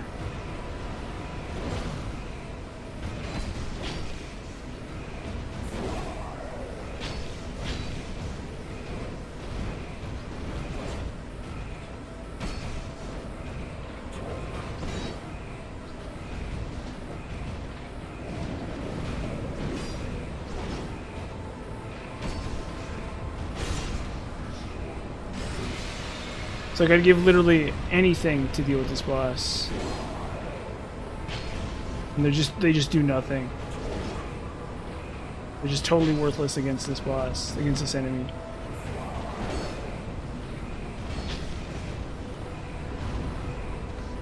This is like one of the hardest bosses of the game. Not the worst, but darn bad. And it's just the unwillingness to contribute to like defeating this guy that they show is just embarrassing to them.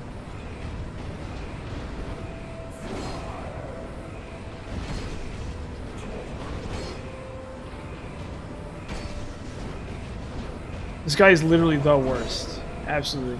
I'm really good against him. For whatever reason, I'm extremely effective against him.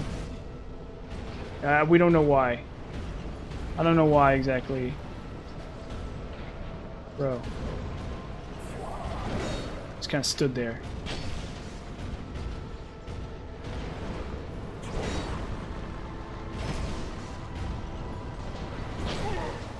Fudge. Oh wow, okay, I'm cooked.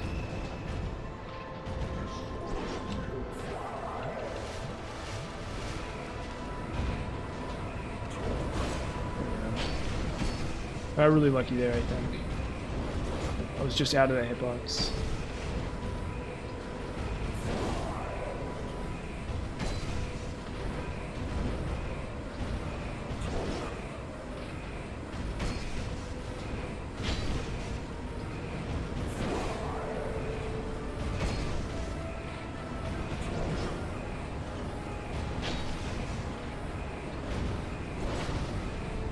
If you're close to him, it's not so bad. Oh.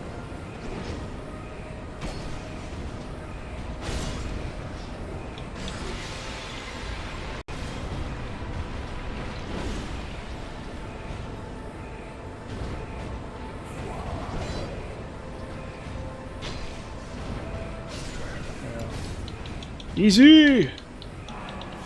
GG! GG! Whoa! Check it. Check that. Check that. Whoa. Oh, yeah. Oh, yeah. Okay, so I did it. Now it's just Frozen Outskirts, and then we're on to the last cycle. Whew. Man. Yeah, thank you. Thank you. Thank you, everyone. It's incredible to be here, killing that boss that fast. I'm really pleased to do that. Thank you guys for the support, emotional support, the crucial emotional support. We did it, really. In a lot of ways, we did do it. We truly did do it. It took a while, but you know what? Sometimes that's just how things are. But in any case, let's see here.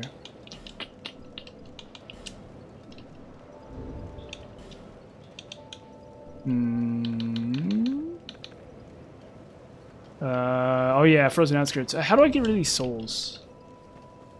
I need to like somehow get rid of these souls, actually. Do I have enough to... Do I have enough to actually level up again? No, there's no way. This ain't anywhere near enough. I guess I gotta go sell stuff to what's-his-face. What do you sell? I don't really need any of these. No. Maybe I'll think it over. Because I think I'm out of bright... I don't need any more bright bugs either. Or I bought them all. So yeah, there's no bright bugs to buy. I guess I can stock up on those. Thanks. Yeah, I'll think it over and then we'll decide what we do with these souls the next time. There's a lot of souls. I don't really want to lose them. I guess I could use Ring of Soul Defense or whatever. And just have that on for a really long time. But anyway, that's going to be the end of the stream for today, guys. Thank you. And I hope everyone has a good night. I'm going to go make some... I need to go cook. Go make some good old food. It's very late for here, so, you know, probably not the best strategy in the world to cook right now, but, you know, there's life for you sometimes, you know. It's not always... I don't know. Whatever. You too. Thank you. Thank you very much, everyone. And, again, no stream Friday, so be aware of that.